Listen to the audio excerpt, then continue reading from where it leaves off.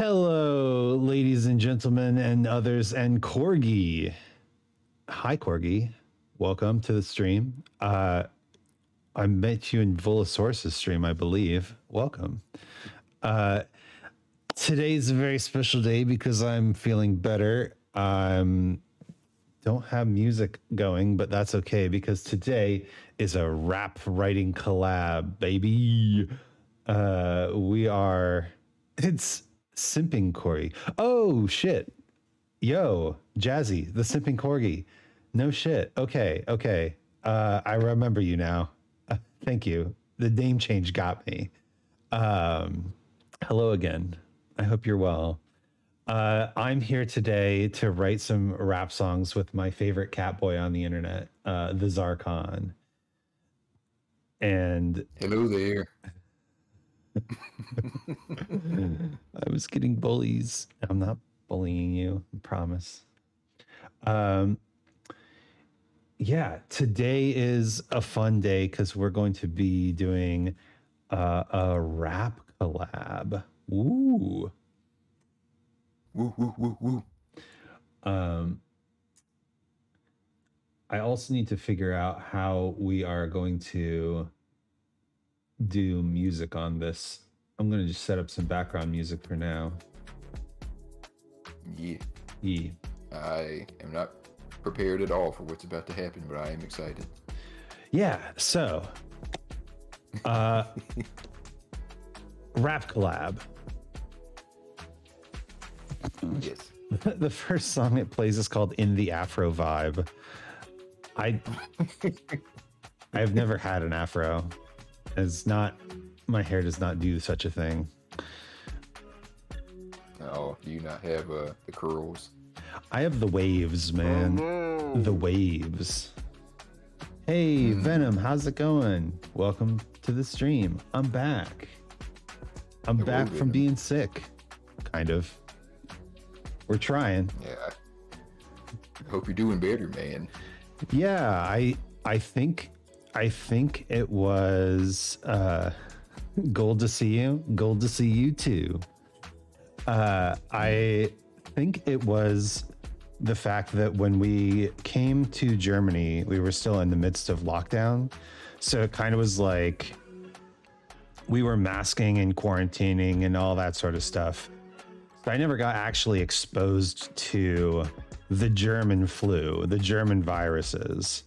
And part of going to a new country, I've heard this before, part of going to a new country is just getting really sick for like a few months. Man, that puts me off of traveling. Well, it's like if you're just there for a week, you're probably just going to get food poisoning. But if you're there for a few months, then all of a sudden, like you've got seasonal illnesses, you've got local strains of things you've already had, like the cold and the flu. You got allergies, right? Are you telling me that Flintstones gummies don't prevent any of this? I'm telling you that Flintstone gummies are an American invention, and they only work against American magic. Damn. Who would have thunk it? You've got to come over to Germany and drink the German tonics that prevent illness, which is beer. I was just going to say Das Flintstones. Das Flintstones. Flintstones. Treffen Sie sich das. Treffen Sie sich die Flintstones. I'm guessing there's not a word for gummies in German. Hilariously, there is, and it's gummy. Because that's wonderful. Gummy bears are a big thing in Germany, and they just call them Gummibärchen, which means little gummy bears. It's pretty much a one-to-one translation. That's adorable. I like that. I would love to travel to Germany one day. I highly recommend it. If only to experience public transit as it was meant to be. I got a taste of that when I was in the UK. Mm-hmm. It's hard to go I back. was like, man, I know. I was like, man, this is just like so convenient, and I don't feel like I'm gonna get stabbed when I get on the bus.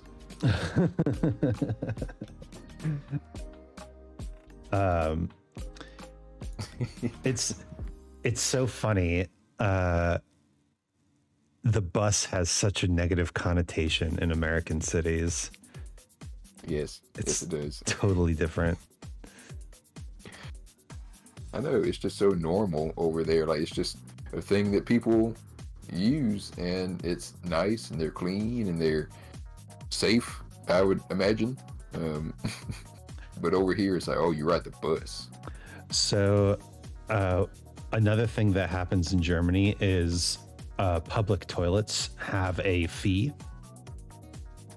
I don't know how I feel about that. Well, so my father-in-law came over to visit us in Germany several months ago. God, that was a while ago, huh?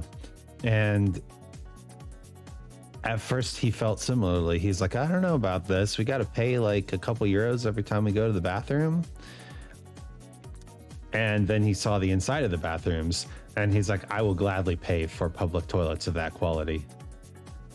Oh, so they're maintained. Yeah, literally, there's a person on staff constantly there, just keeping the bathrooms clean, maintaining things. Like, the money is put to use. Oh, damn, who would have thunk? Instead of just having everything covered with piss and shit all the time and making it free, why not just clean them up a little bit and you can charge for it? You would think that the capitalist people over in this country would do such a thing, but I mean, listen, I feel like capitalism is still bound by tradition. Like, I know there's some states that are bitching about libraries right now, but libraries are a U.S. tradition, and capitalism has to obey. At least for now. We'll see what happens. Hopefully, I think they'll make it out, because like going against libraries, that's like going against Bambi. It'd be depressing, honestly. Yeah, it's just such a harmless thing, and you're trying to go against it. And I think people would just go against it out of you know, the goodness of their hearts. And like, this is the library. Leave the library alone, man. Yeah, where else are you gonna put all those books? All the books that we don't read, we got to put them somewhere. Right. In the city. They're too old to be sold at like Barnes and Noble or whatever. What are you gonna do with them? Give them the half price books? Get out of here. Man, fucking half price books. See, that's why I never bought textbooks in college. Because of that shit right there. I was so proud of my wife when she was in school, just like a year ago or so. She was in school, and they were like, and here's the textbooks for all your classes, right? Mm-hmm. She went and found PDFs online and distributed them among her classmates. And I was like, my lady. That's a wonderful thing. That's that's a socialist dream right there. Wonderful. Kudos. Sharing open knowledge. Speaking of sharing open knowledge, we should try a rap exercise. Let's do it. Let's see how it goes, man, because I did not prepare for this stream at all. This week has been like way up in the air for both of us. Yeah, true. And like, true. I didn't do any preparation, so I'm like, I'm not even limbered up yet. I'm going at this raw and wriggling. Okay, so here's I think a good warm-up exercise. So we have a Google Doc here, and I don't know how well this will do in a Google Doc, but we can start by just writing one word at a time. And the rules are you can end the line whenever you want, but each line has to rhyme in couplets, right? So line 1 and 2 have to rhyme, line 3 and 4 have to rhyme. So I'm going to delete my whoa here, and I'm going to start with the word you. And then you throw your cursor down where mine is. All right. Yep. And then you type a word. It could be any word that rhymes with you. Nope. Or we do it. It can be any word. Whatever word you think would follow you. I'm gonna go with better. Okay. And then I go, you better watch. And then you go, which way do I want to take this? So many options, man. it's the warm-up exercise. Just like go with your heart.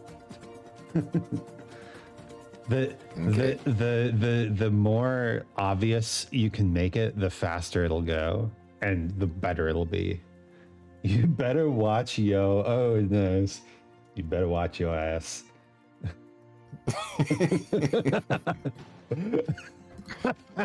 All right. So this at this point, you can choose to start a new line with your word if you want. And then once you start a new line, we have to rhyme with ass. But if you keep going on this line, that's okay too.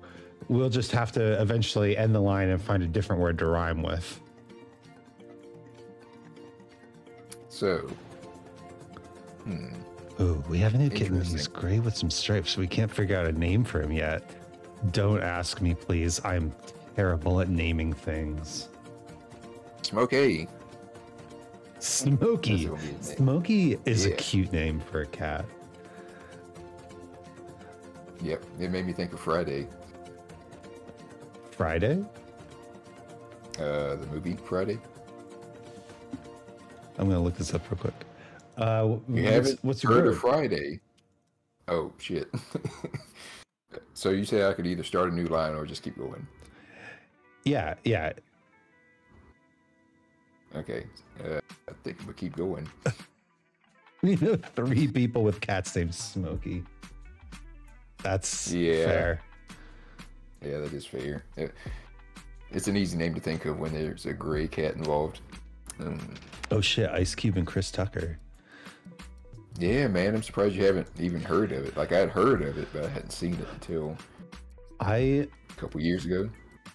I really like hip-hop culture, but a big part of hip-hop culture that I have not been able to participate in yet is hip-hop movies, or like black movies. Oh, sure. Yeah. Yes.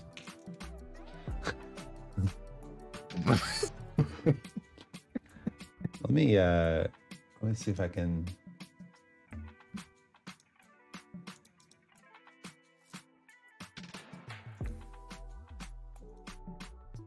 All right, there we go. Just zoom in on my screen a bit.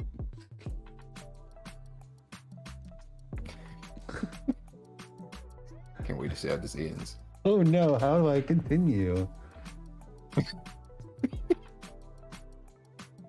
I had a feeling this was going to happen. This was going to devolve really quickly. It was a great name suggestion though, for sure. I'm stuck on my cat being named Blue, but if I was to name a cat, I think I would name it like a color still, like silver.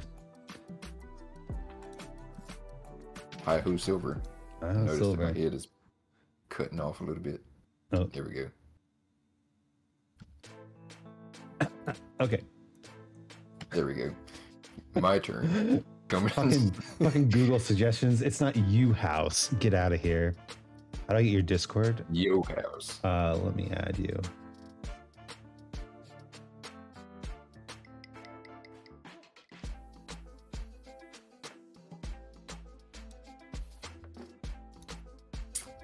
Damn, this is difficult with the restrictions in place.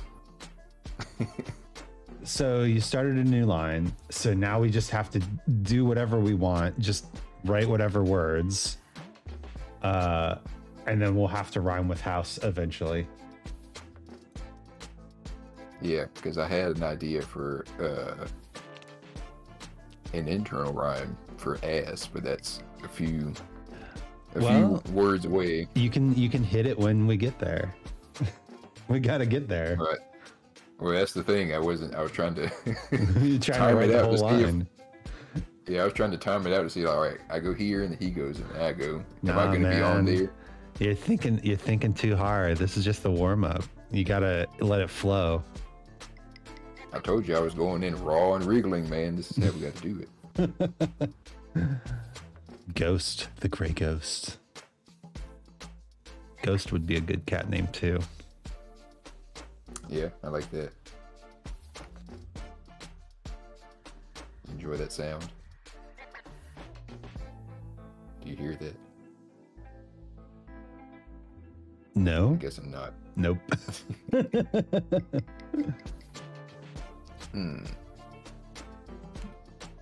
we go. Let's do that.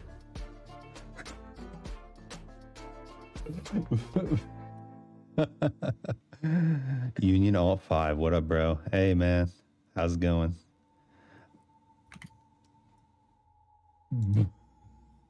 You'll see where I'm going with this.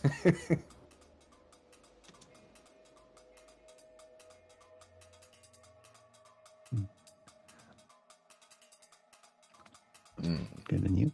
We're doing good. We're trying to write rap collaboratively, and it's going decently. Tiles? I don't. I had an idea, and then you threw me off with your with. How am I gonna save it? This is the foundation of improv, man. This is the very bleeding heart of improvisatory creativity.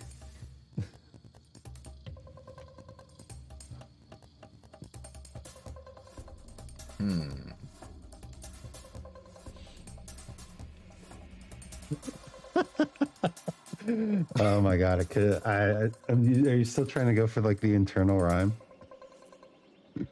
I'm trying to figure it out. All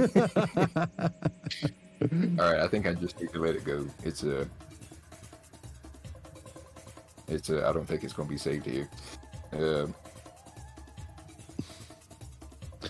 Feel so sleepy. I haven't slept for hours. I get some sleep, man.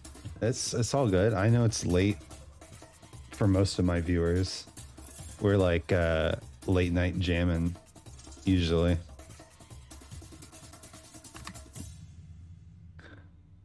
Here we go. I think I saved it. Brush your tiles with scouring. Brush your tiles with scouring.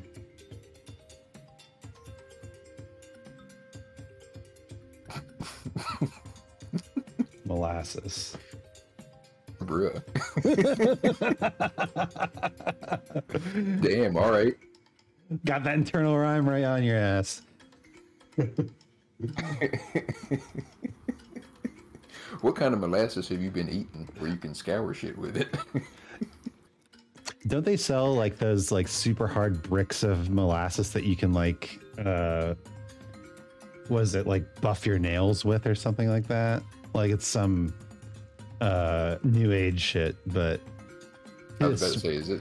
I could have swore that was a German thing. I don't know, man.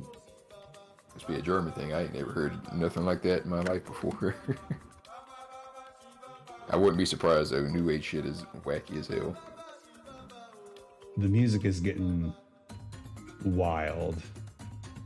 I'm gonna switch the genre.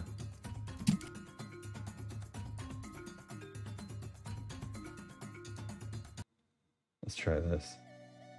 Do some EDM stuff. Scouring molasses fast.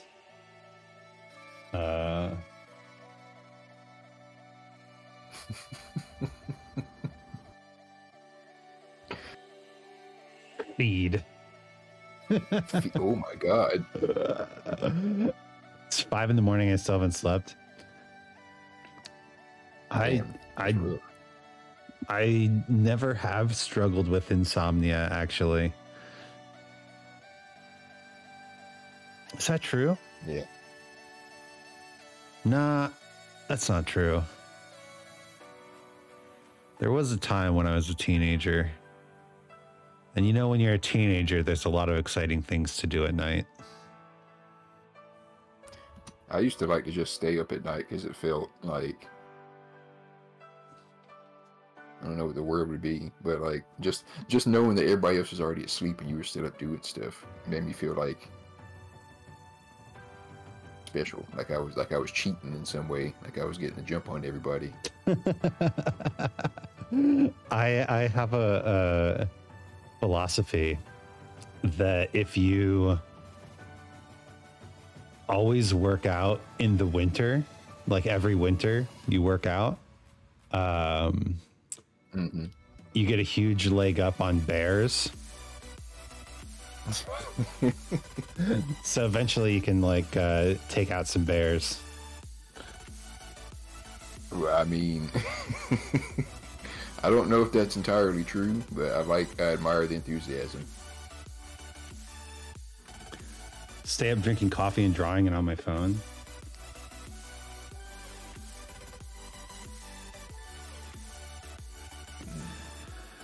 I mean, I'm also not a coffee drinker. Gaming is my biggest downfall to staying awake. Finally, somebody else who doesn't drink coffee. Oh, you don't drink coffee either? No, I don't think I've ever had a full cup of coffee in my entire life. I just hate the smell of it, which is so. See, I feed it to your. You know where we want to go with this, right? yeah. Can game for hours. Look at the time. Shit, it's nearly sunrise. What can I do with that? What can I do like that? Like just get lost in it. I'm usually very aware of the time when I'm gaming. See, like I don't even really play games like that all that much. So I don't know if I have anything that could enthrall me in such a way that I would be lost in it until sunrise. I've always been like an old man. I've always like gone to sleep and slept a lot, even as a kid. Same. This is the TheTsarKhan. He's my favorite cat boy on the internet, and he's a fellow VTuber, fellow rapper of some sort. Yes. The guy wearing a purple shirt. Yeah, that's him. Yeah, that's me. Pro wrestler on occasion too. Indeed. I was about to say a man of many talents, but a man of many endeavors is probably a better word.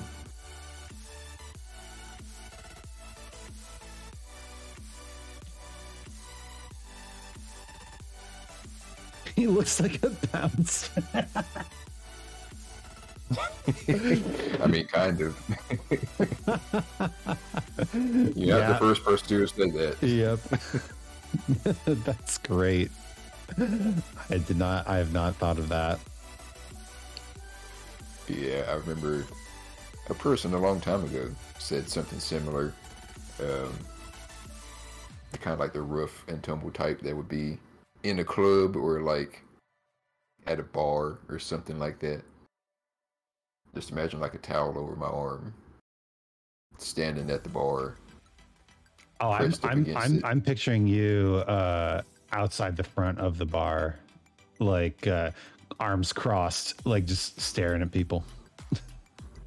Oh yeah, I could definitely do that too. Hey, thanks for the lurk, Union Alt. Hope you get some sleep soon.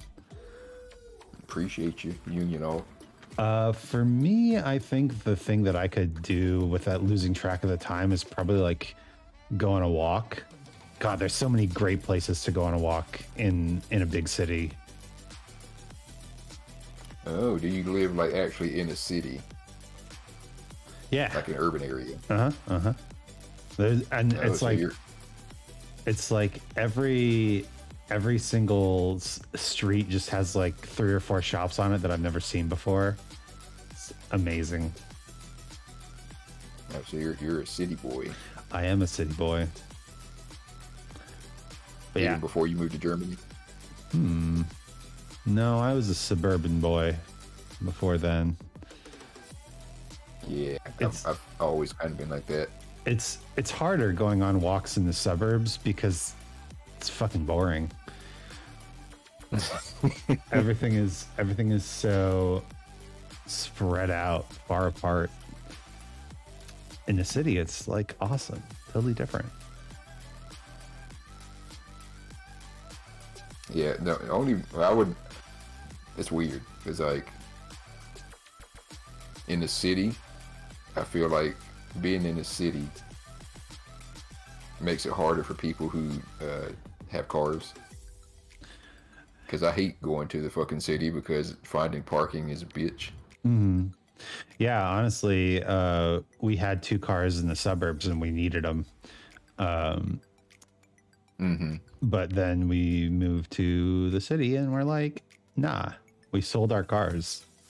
Which is actually like, it was during that time where you could like basically sell your used car for like plus 20% of the asking price because everybody was looking for working chips or whatever, right? Yeah. So we made some bank on selling cars, which was nice. It helped. Yeah. A friend of mine, I don't know how he does this. He does this with like everything somehow, but he always like finesses the system in such a way to where he ends up making like a lot of money on his return. Oh, he leased his car. He's a flipper. Well, I don't know about that. I think it's closer to like fucking like con artist, to be honest with you, because of how he makes out. He makes out like a fucking bandit. But he leased his car for a certain price, and they fixed the price that you lease it at for a certain number of years. He ended up selling the lease back to the company. Like normally, when you do that, you would have to like pay out the rest of the contract, but because like car value had gone up so much, they ended up paying him. Wow. And I was like, damn, bro, how you end up doing shit like this? I need to get in on that. Some people have got that like bargainer power, right? They got that merchant vibe. Yeah, he does. He really does, and he finesses big companies too. Like he will. I probably shouldn't say that. I'm not gonna say that out loud, actually. Anyway, back to this rap here. Oh yeah.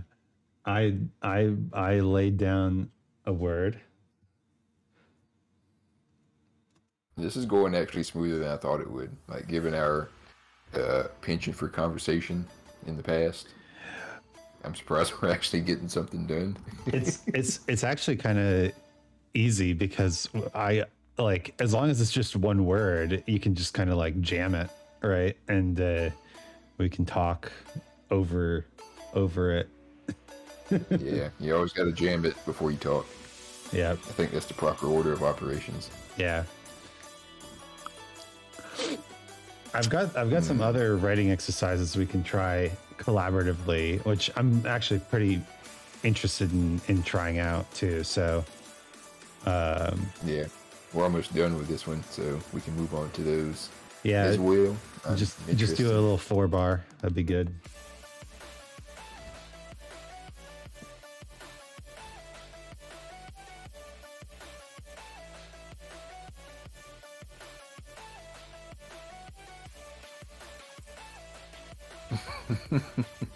That's a pretty fucking good line. Asking for passive aggression.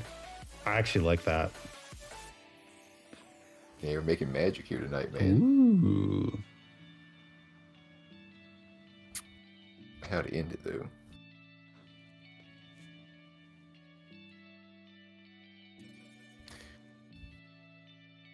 Can we do the thing where you like break a word in half in between two bars? Yeah, of course. It's your word. Okay, so we're gonna do that.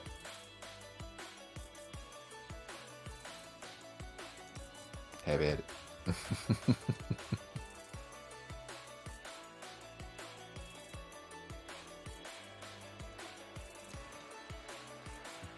There you go. Man.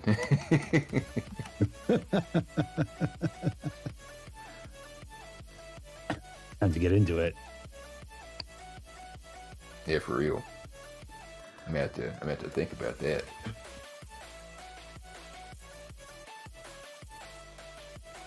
Yeah, what the fuck was we talking about a minute ago? I've lost myself. It's okay. It's all improv. Just keep it going. Keep it going. We're talking about walking in the city. It's one of my favorite things to do. You just turn a corner you haven't turned before, and all of a sudden there's like a restaurant, and you're like, oh shit. And you don't have to worry about getting stabbed or shot. I have, it depends on the area, I hear. Like there are good areas and bad areas of all cities, right? Yeah. But yeah, it makes sense. The places I've been in, yeah, I really never felt in danger. Yeah, that's weird. Like when I was in the UK, fucking the person I was with was a female who was like fucking just above like 5 feet, and she would say that she would walk home on the regular at like 9 o'clock at night when it's dark, and I'm like, bro, you was asking to get fucking snatched up or something. I'm like, you can't be doing shit like that. She probably has like 10 cans of bear mace hidden on her person, like ninja kunai, just ready to throw. I don't think that's how you use bear mace, but is that not how you use mace? You just throw it at the person. Yep, that's how you do it. When the bear runs at you, just throw it at him. Yeah, go with Christ. And you throw it straight in their face, and then they run away. Yeah, I mean, I guess it'd be better if you held onto the mace, but as long as you're hitting them with the pointy end, right? Yeah, that's some of that Detroit self-defense. It's just a mace for bears. It's not bear mace. It's a medieval weapon designed to kill bears. That'd be fucking metal as hell, but also very compromising to carry. Need a license for that bear mace?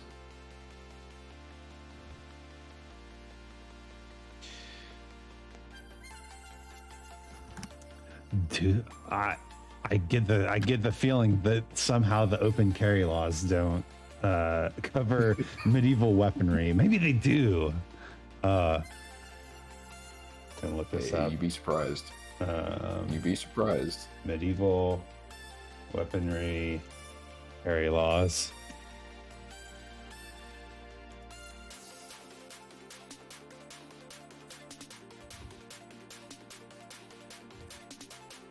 Oh, it's all, darn it. Oh, it's can't open carry a mace. Well, no, it's all about like how were medieval weapons in the medieval times regulated. Oh, okay. So it's not anything to do with now. It's a shame.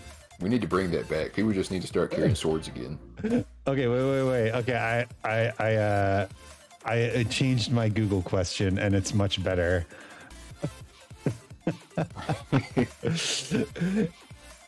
Is it illegal to carry a sword? You can legally carry a sword in public in most states.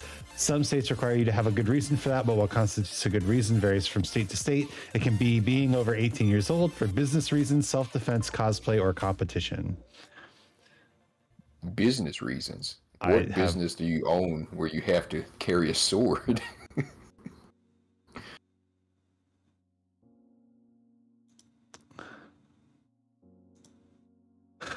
Can you carry a sword in public? Varies from state to state. In Delaware, it's illegal and it has to be concealed.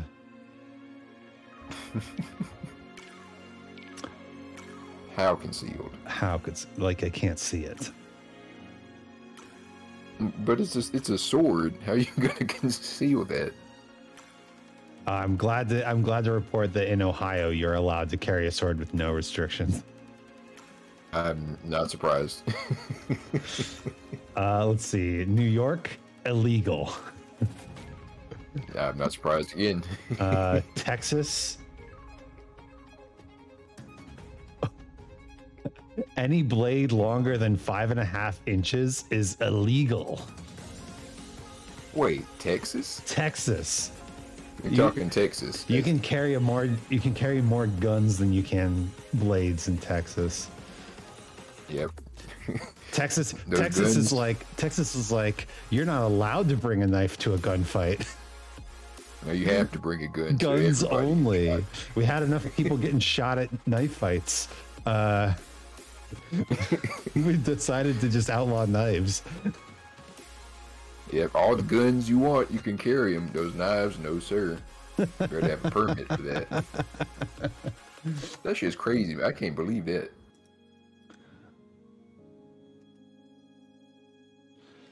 Oh no, we're getting close to the end of the line, and I don't know how to rhyme.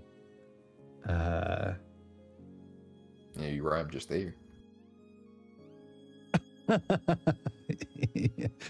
Yeah, but with loud. Let's see.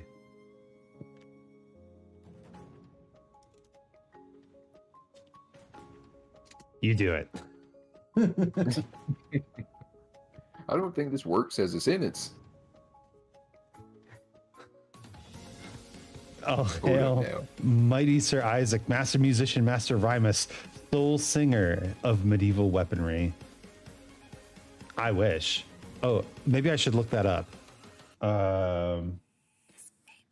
Is it legal to carry a sword in Berlin? I would hope not. The city of the Zweihander has to let you carry a sword, right?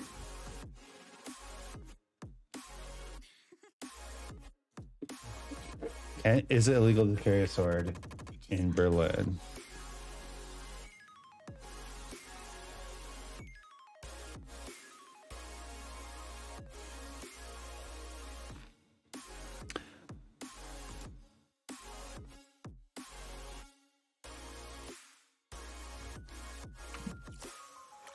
Okay, it's weird. So if it is a kitchen knife, it has to be less than 5 inches long. Okay.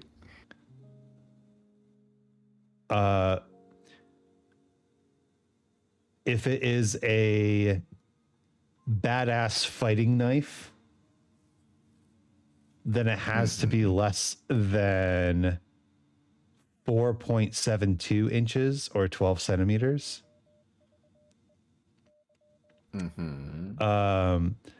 If it's a folding knife, there's not really any restrictions on blade length.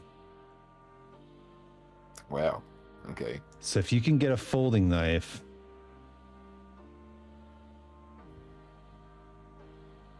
that's kind of surprising. It's like 17 inches long. You're good. Is it legal to practice humanity? That is the question that we are constantly asking ourselves as a society, isn't it? All Is right. it legal? So you bring legality into question. You better watch your ass, because I'm coming inside your house, brushing your tiles with scouring molasses fast. Feed it to your mouse. Trap like a rat without clout, asking for passive aggression loudly. Uncompromising mass doubt clouded your expressive and devout. It's probably. It's not bad. It's not bad. All right. Yeah, I was going to say it ends on the cliffhanger. It kind of does. I had another word in mind after the devout part. So this is one word at a time. One word at a time. So I like that. That was fun. That was fun. All right, so we can do another one where we do one line at a time. Okay. And these can be a little bit shorter. So I'll start. Yeah. See if I can pick up your tempo here. Having a really great day today. Okay, let me see if I can figure out a rhythm for this in my head.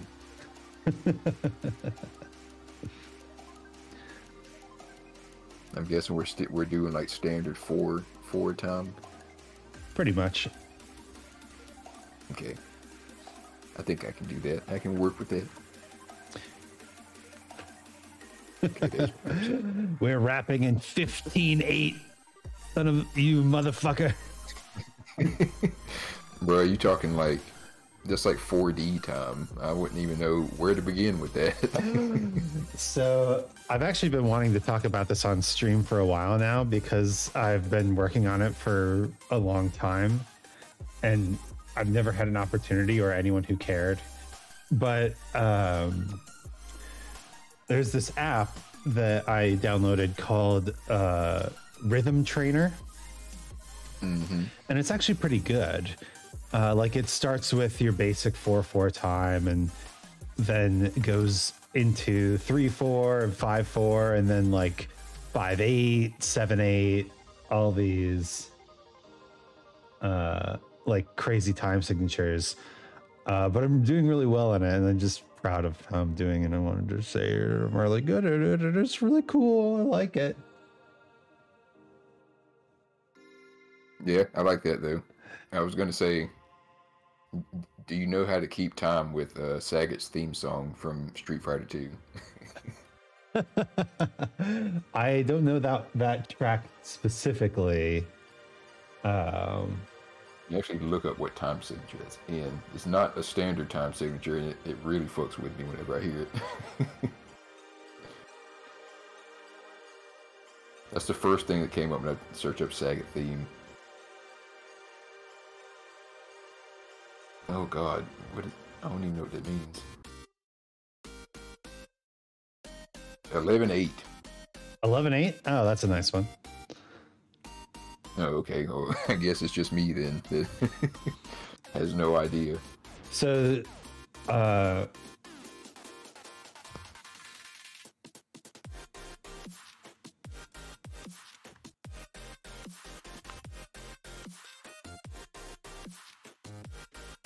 So 11/8. It all depends on how you count it, but a lot of times they'll count it in 5/4 sort of pattern. It's like 5/4, but the last beat was slightly longer, 3/8 notes instead of 2. So it'd be like 1 2 1 2 1 2 1 2 1 2 3 1 2 1 2 1 2 1 2 1 2 3. And that's 11/8. That's one way to do it.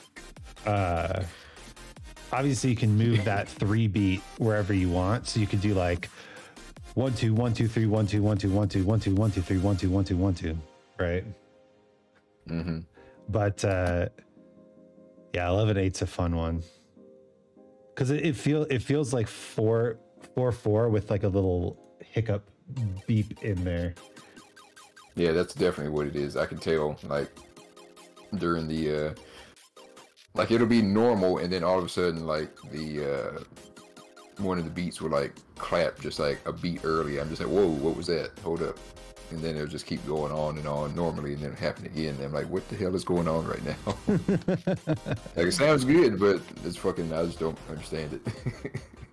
It's like a hiccup. I've recently discovered the joy of being off rhythm. There's such intense, unbinding feeling of freedom. Hell yeah.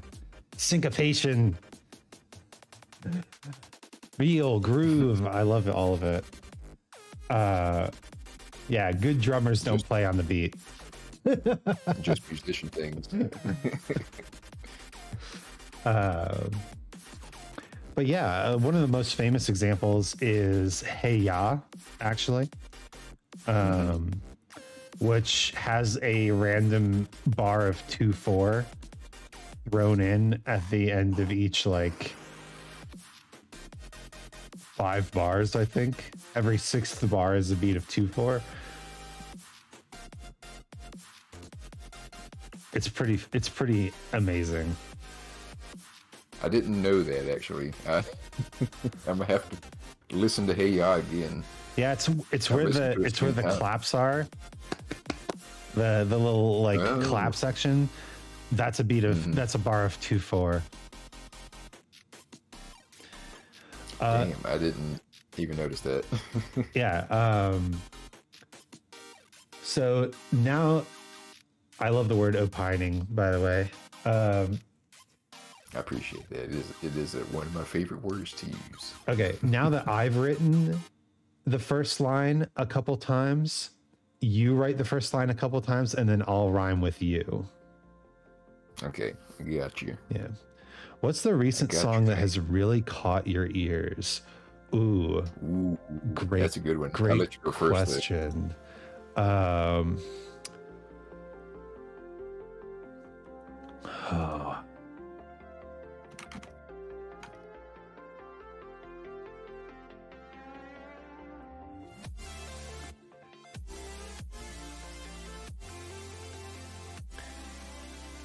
Yeah. Okay. So there's a song by David Diggs. Do you know David? I do not. He's the guy who played Thomas Jefferson in the original Hamilton. Mm-hmm. He does rap himself, and I recently was looking up rap songs to learn, like memorize, and I found a track by his called "Small Things to a Giant."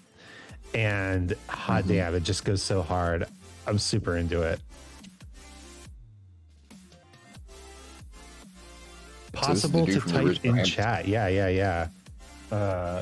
Small things to a giant. And the guy's name is David Diggs. So this little thing I've done right here, this little notation I've done in process, it's basically just like a pause in between the 2 syllables. Oh, like half a pause. Yeah. Cool. So I have weird notation whenever I write rhymes out. So if that cool. helps you with the rhythm. Yeah. That's a good line though. Finding all my thoughts, process is what rot. I really like your diction whenever you rhyme. You have a really good presence. Thank you. I like the lyrics you lay down, so we're forming a team. Yeah, it's gonna be a rap supergroup, the first VTuber rap supergroup. Dang, that'd be sick. Oh, man, that guy's name's actually David. I thought you were just like pronouncing David with like a certain inflection.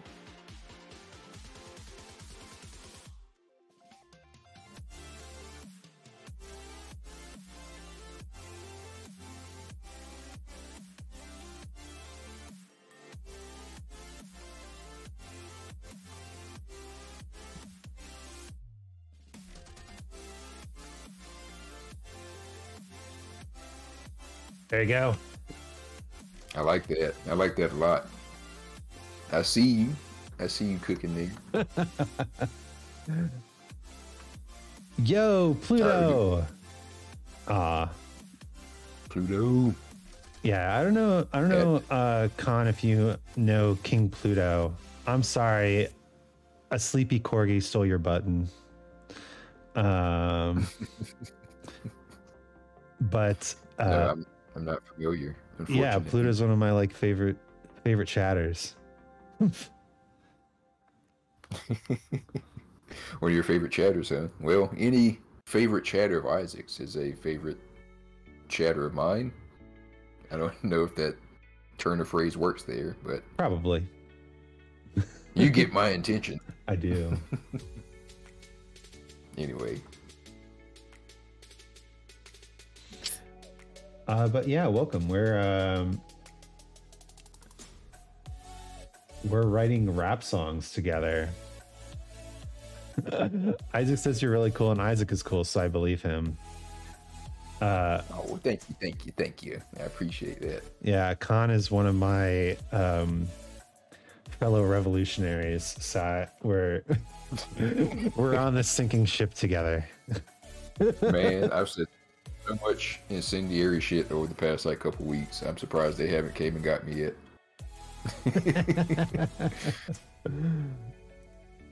Okay, where we at here?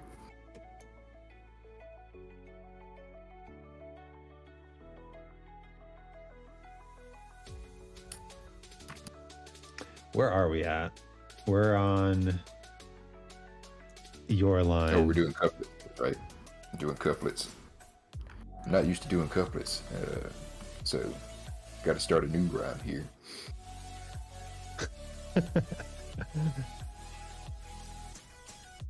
I appreciate you stopping by, Pluto. If you need to sleep, then you should. Don't worry about silly. Nice Don't worry about silly things like my view count or my success. You know, take care of yourself. Wow, man. I've been thinking about this. But friends, I know. Friendship is magic. Distraught by no loss, I defrost with no chill.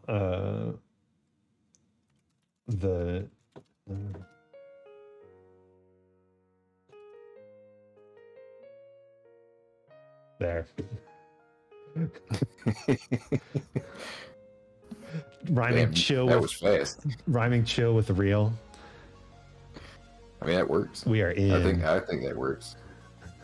Hell yeah. I want to say hi to my Isaac. Aw. Well, hello, Pluto. You're the best. Get some sleep. Yeah, Pluto is the goat.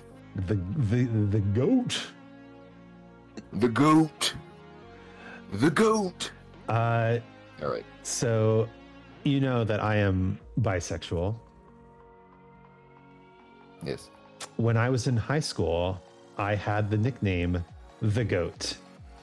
But it was well before the acronym greatest of all time existed.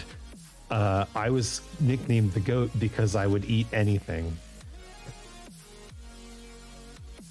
I'm kind of afraid to ask further. When you say eat anything. I did just mention I'm bisexual. Okay, so it is what I thought. Okay, Yeah. I get you. I see where you're coming from. The fucking just... I love that story because it's like, yeah, my nickname in high school was the goat. And people are like, oh, nice. It was nice. Thank you.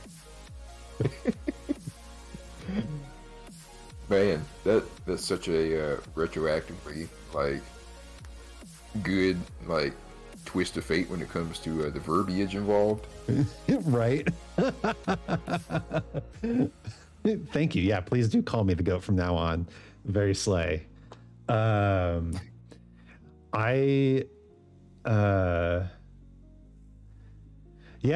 I mean, I'm also like a third goat. Yeah. Like when it comes to chimeras, like percentages are very vague in general, but like lion, goat, dragon, those are the key ingredients. But you accidentally add chemical X, and who knows what's going to happen. Oh God.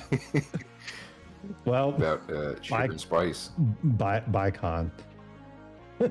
Oh boy. Can I peek out from the side? I don't think I can reach that far. You can. I can see your little face. Where? Oh, I see it.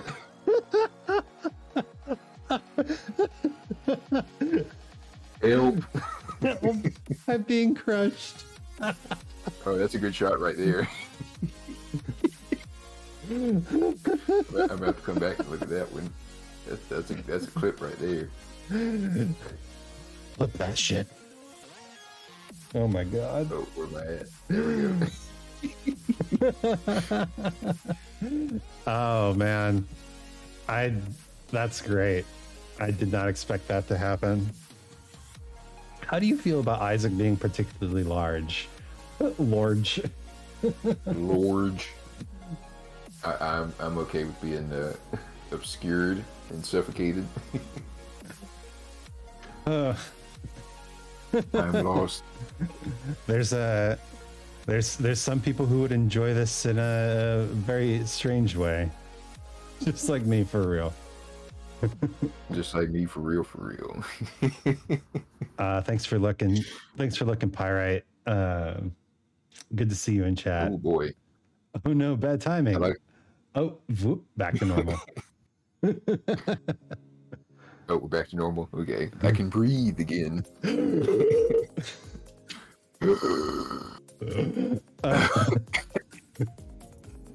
So I don't know if you saw my karaoke stream, but I did meme songs, right? Mm-hmm. And one of the meme songs I did was "Radioactive" by Imagine Dragons. Oh god. And I did my best to do like the most heart-wrenching, horrendous breath in that I could, and it just like slew me. Like I couldn't even sing the rest of the verse. Man, I breathed in the chemicals. That's the problem. You breathed in the that's not good. I was gonna say, because I think I had something come up that day and I wasn't able to see that stream, which I was very sad about. Did you do "You Cowards Don't Even Smoke Crack"? I didn't, because so the requirements for a karaoke stream is, first off, I have to like know the song, right? Mm-hmm. Okay, yeah. But the second is that there has to be a karaoke version out there, which there are a surprising number of karaoke versions, but there are some obscure songs that I have struggled to find. I don't think there would be a karaoke version of fucking "You Cowards Don't Even Smoke Crack." You could probably find at most like a lyric video. Yeah, I've actually been so I mentioned earlier that I had been looking for some songs to learn how to rap. Mm-hmm. I'm in the middle of a rap project. You know that. You see the rap videos go up on Twitter. Yeah. The thing is, I've already done like almost all of the actual rapping for the project. Mm-hmm. So I don't really have anything to practice rapping with right now. So I thought, well, what the hell? I'll just pick some rap songs that I really want to learn and learn them, right? Mm-hmm. And so far I have one that I can just pull out on command now. The problem is there's no karaoke track for it that I could find. Oh, that sucks. Yeah. It's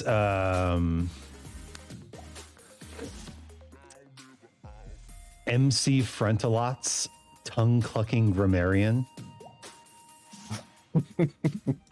I have never heard of such a thing, but going off a title alone, I'm gonna have to look into that. You got to send me that.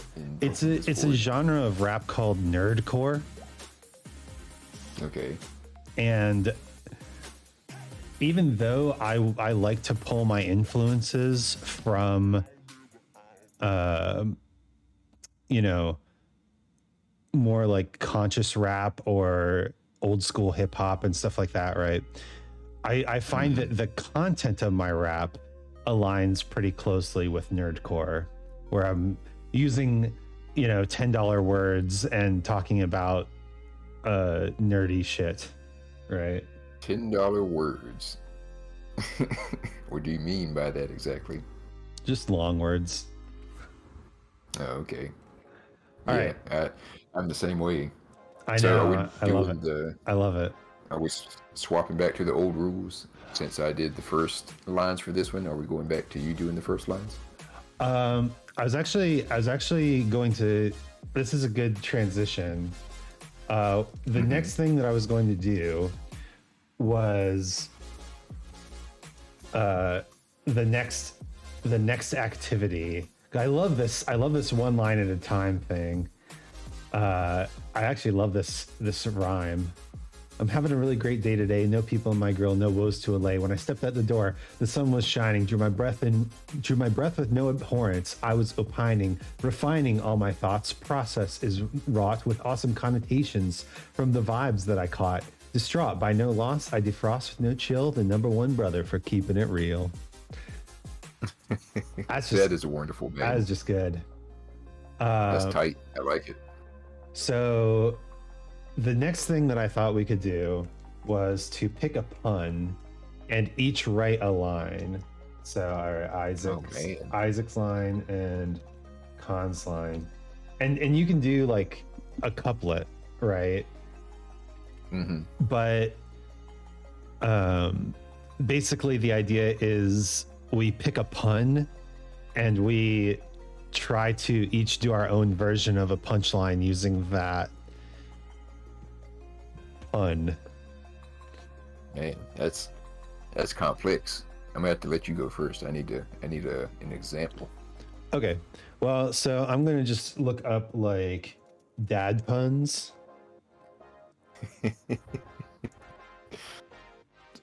I see where we're going here. Yeah, okay. So here's on countryliving.com the article 145 best dad jokes that will have the whole family laughing. Here's the first corny dad joke that they list.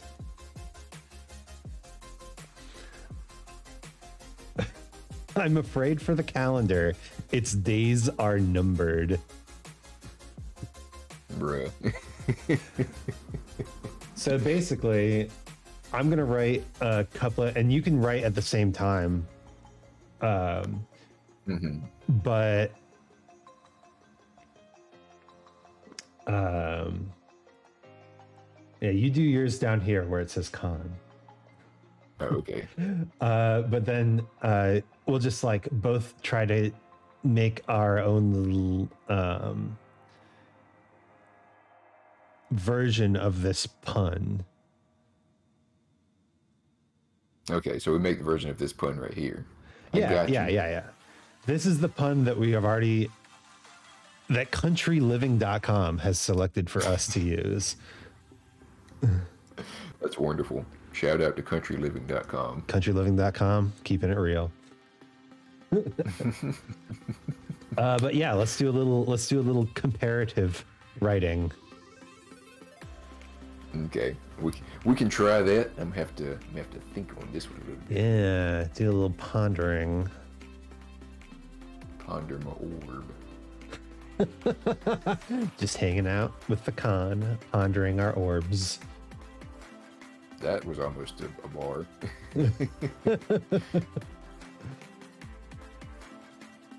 God, man. Sometimes my mind just thinks up the worst things.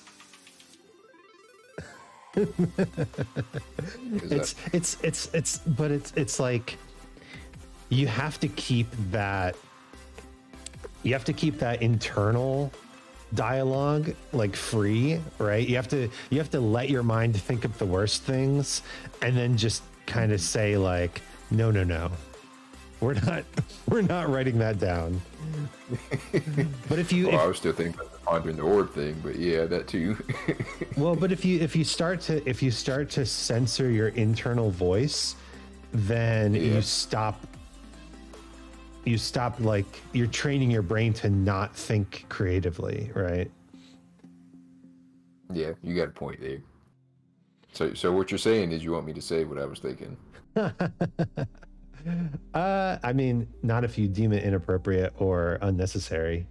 Like, there's a difference between... It's very inappropriate. There's a difference between what your brain comes up with randomly and what actually comes out of your mouth. For most people, I don't know.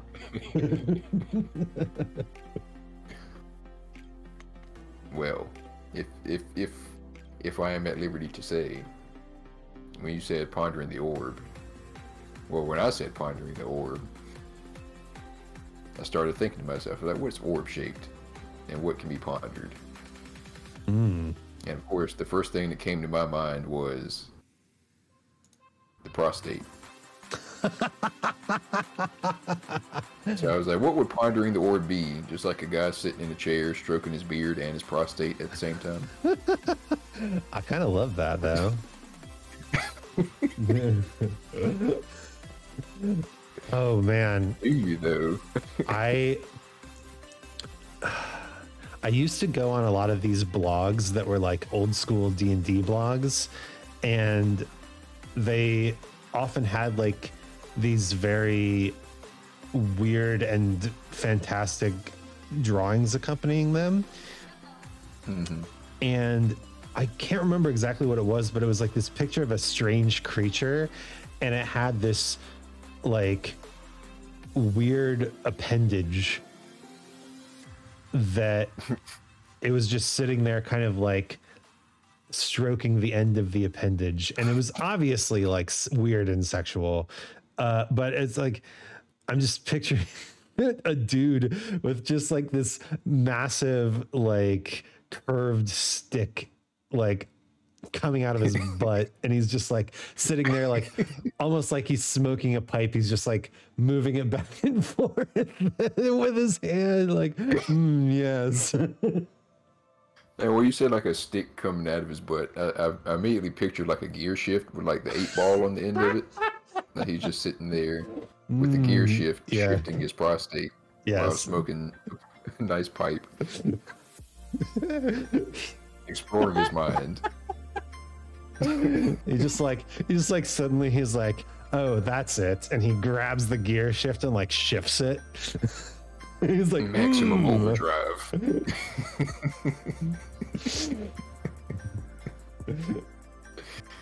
I don't even want to know how he drops the clutch. Just shoves it in further. Oh my god. I think we're... Remember when this was supposed to be about puns? See, that's what I was... That's what I was thinking was going to happen. We're going to get derailed fucking talking about prostates and gear shifts. No different than any other stream we're on. That should be the name of our rap group, Prostates and Gear Shifts. Let's just do new hot rhymes by prostates gear shifts. There we go. TM. I love that. That's wonderful. We're making magic here. Alright, calendar number of days.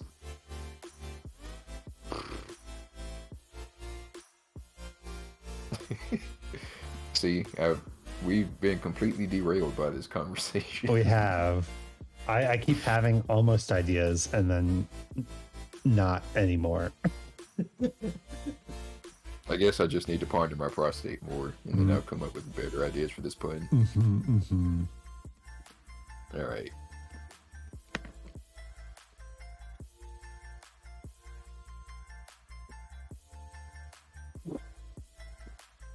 I know what I'm gonna do for my second line. I'm gonna end it.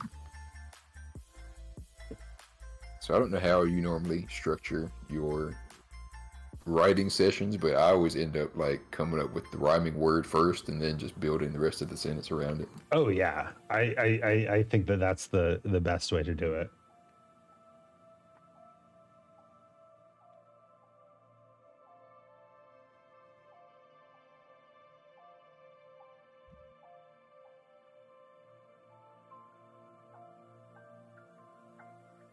Hmm. Hmm.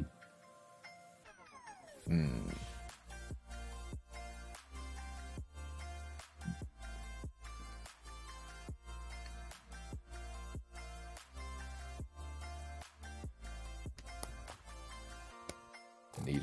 I need a good setup for that punchline.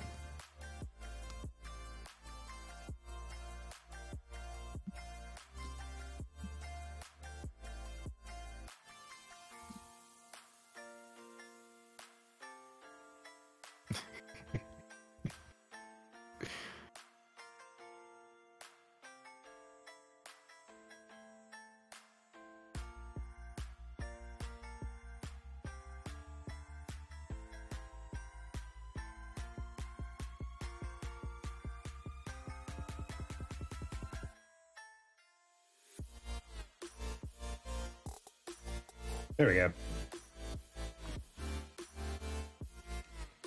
Whew. That's good. I have a sentence here. I'm trying to formulate it right. All right, I'll chat about random shit while you do. Yeah, keep going because I think that stimulates my cortex. Yeah, so my wife and I are on pretty much opposite sleep schedules, which is great because it gives both of us a lot of introvert time to ourselves. It's really good. I get up early, she sleeps in, and then I go to bed at I think a reasonable time, and she stays up until the wee hours of the morn. So we get like the middle time together. And then we get our introvert time when I get to stream and she gets to do whatever she does at night. But we both have the same over the past week or so. We both have had the same illness. It's just I've been a couple days behind her, but I think because of me. Because of our sleep schedules getting being offset, it actually feels like my symptoms have been like a day and a half behind hers. Not 2 days or 1 day, but like a day and a half.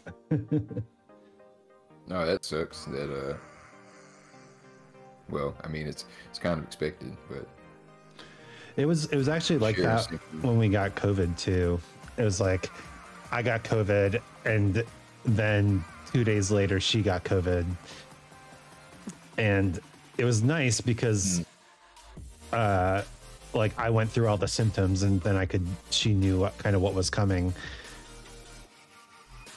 and then the same thing happened here. So you were scouting ahead, you were scouting the illness out. Yeah, well, this time she was scouting the illness out. Oh yeah, that's right. All right. You got your line? Indeed, I think I do. All right. Mine is, I'm making the effort, I'm changing my ways. Call me a calendar because I'm numbering my days. Yeah, I kind of like mine just a little bit, just a wee bit.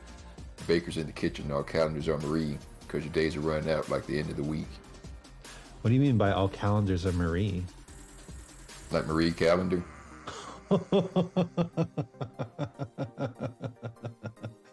Dang, that's like a double layered pun in there. Yep, it's I thought it was pretty special. That's cool. So that's like a full 4-bar verse there. Thank you for the dumb tish, Pluto. That's like a full 4-bar verse based around a single pun. Nice. Hell yeah, I like that. Look at all this writing we're doing.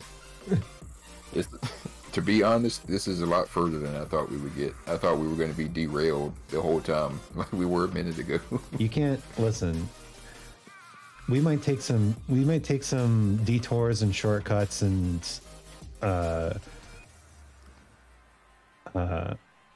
dramatic asides, but you can't stop prostates and gear shifts. Thanks for the lurk, Pluto. Get some eeps. Yes, nighty night, Pluto. It's good talking to you. All right. The next idea that I had was that we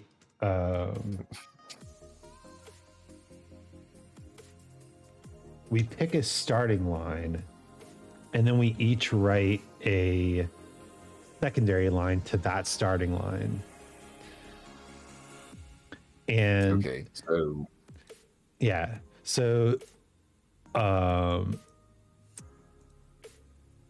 this is actually like I've heard a lot of really good verses where people do this,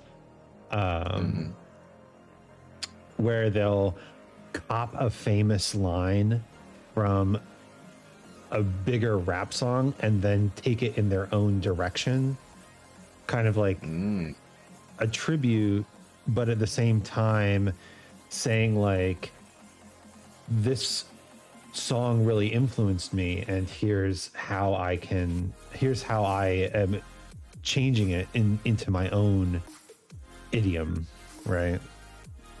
Yeah, I get what you're saying. So it's almost like sampling. Yeah, it's like a rhyme sample. So the question is though, what line should we use? And I was thinking, is there a group that we both, like a group or a rapper or someone that we both really really like? Yeah, who? What's our shared influences? Yeah, who is your favorite? My favorite rapper of all time is probably Kendrick Lamar. But I also really dig Eminem and Watsky and MF Doom and Outkast, obviously. And I guess MC Front a lot as well. That's such a good name, man. I like that a lot. Dude, the nerdcore rappers have great names. There's a dude who only uses speech synthesis to rap, and his name is MC Speak and Spell. Yo. That's wonderful. Yeah. But yeah, I guess going off that, mine would be Outkast, of course. Outkast is number one for me, personally. Who else? I do like Jay-Z. I like Kendrick Lamar. I like J. Cole. I don't know if you've ever heard anything by J. Cole. I think I have. It has. Yeah. If I have, it's been a while though. Yeah, I enjoy his album, Cold World, and he's underrated as fuck, man. I'm be honest. But who else? Who else would I classify as like top 10?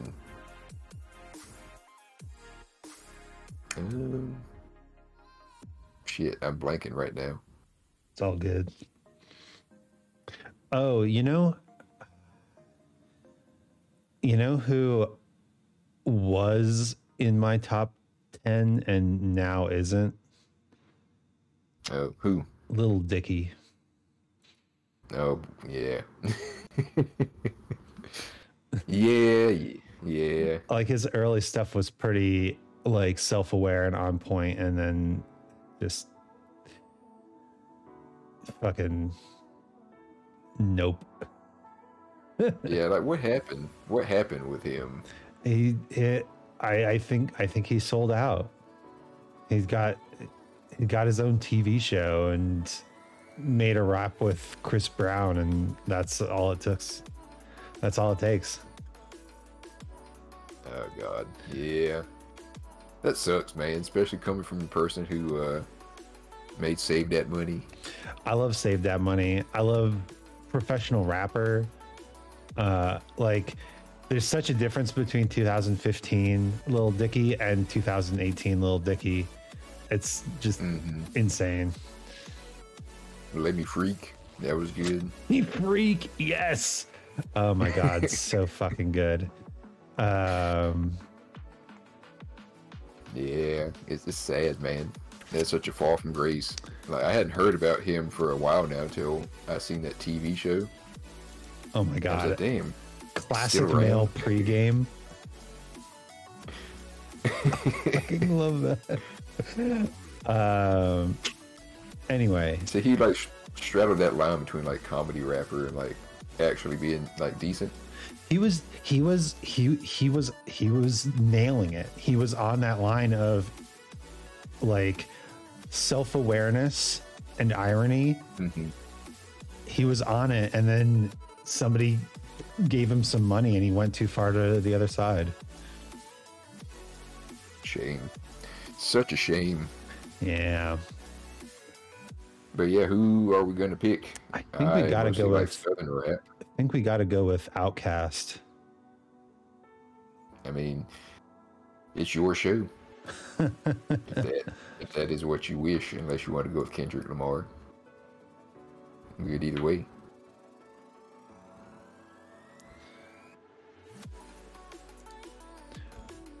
I'm looking at Outkast lyrics right now. I guess I can pull this up on the screen here. Oh, totally cut off.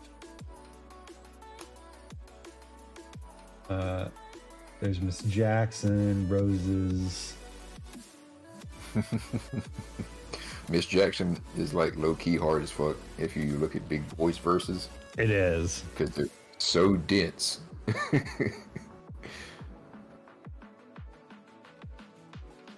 don't know how he does it, bro. Like, he enunciates everything so well, but he speaks so fast. Yeah. And actually, I want to learn the bars to Miss Jackson. Yeah, that's kind of a tall order. It took me a long time to learn all of the bars for fucking Bombs Over Baghdad, which is in a similar vein. Yeah, no, that's a hot damn. That's a tough one. Yeah, it took quite a while to do that one. It's both Dre and Big Boy's parts are really dense in that song. Mm-hmm. Mm-hmm. And it's just so fast, man. I remember I did do that one time when me and my friends got together and played Rock Band. I did the entirety of fucking Bombs Over Baghdad. You should have seen up on the screen how like scrunched together the words were. No kidding. It's just like flashing them. They keep changing. All right. Like it looked like they removed all the spaces in between the words. That's kind of hilarious. All right. So one good way to use the starting line thing, I think, is to pick the second line in a thing. So let's go the last line of the bridge. Oh my God, it's fucking remove link. Thank you.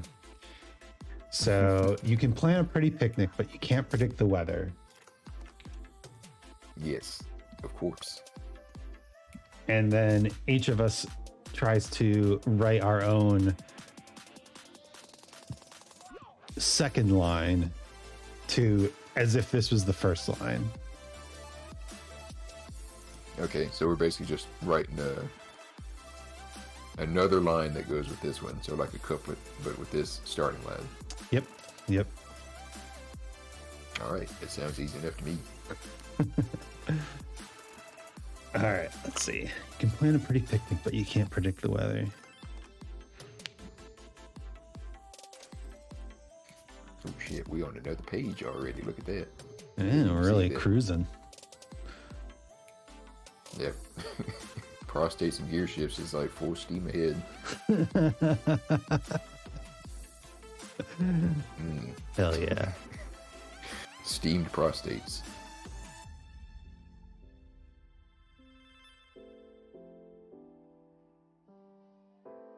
pretty picnic, but you can't predict the weather.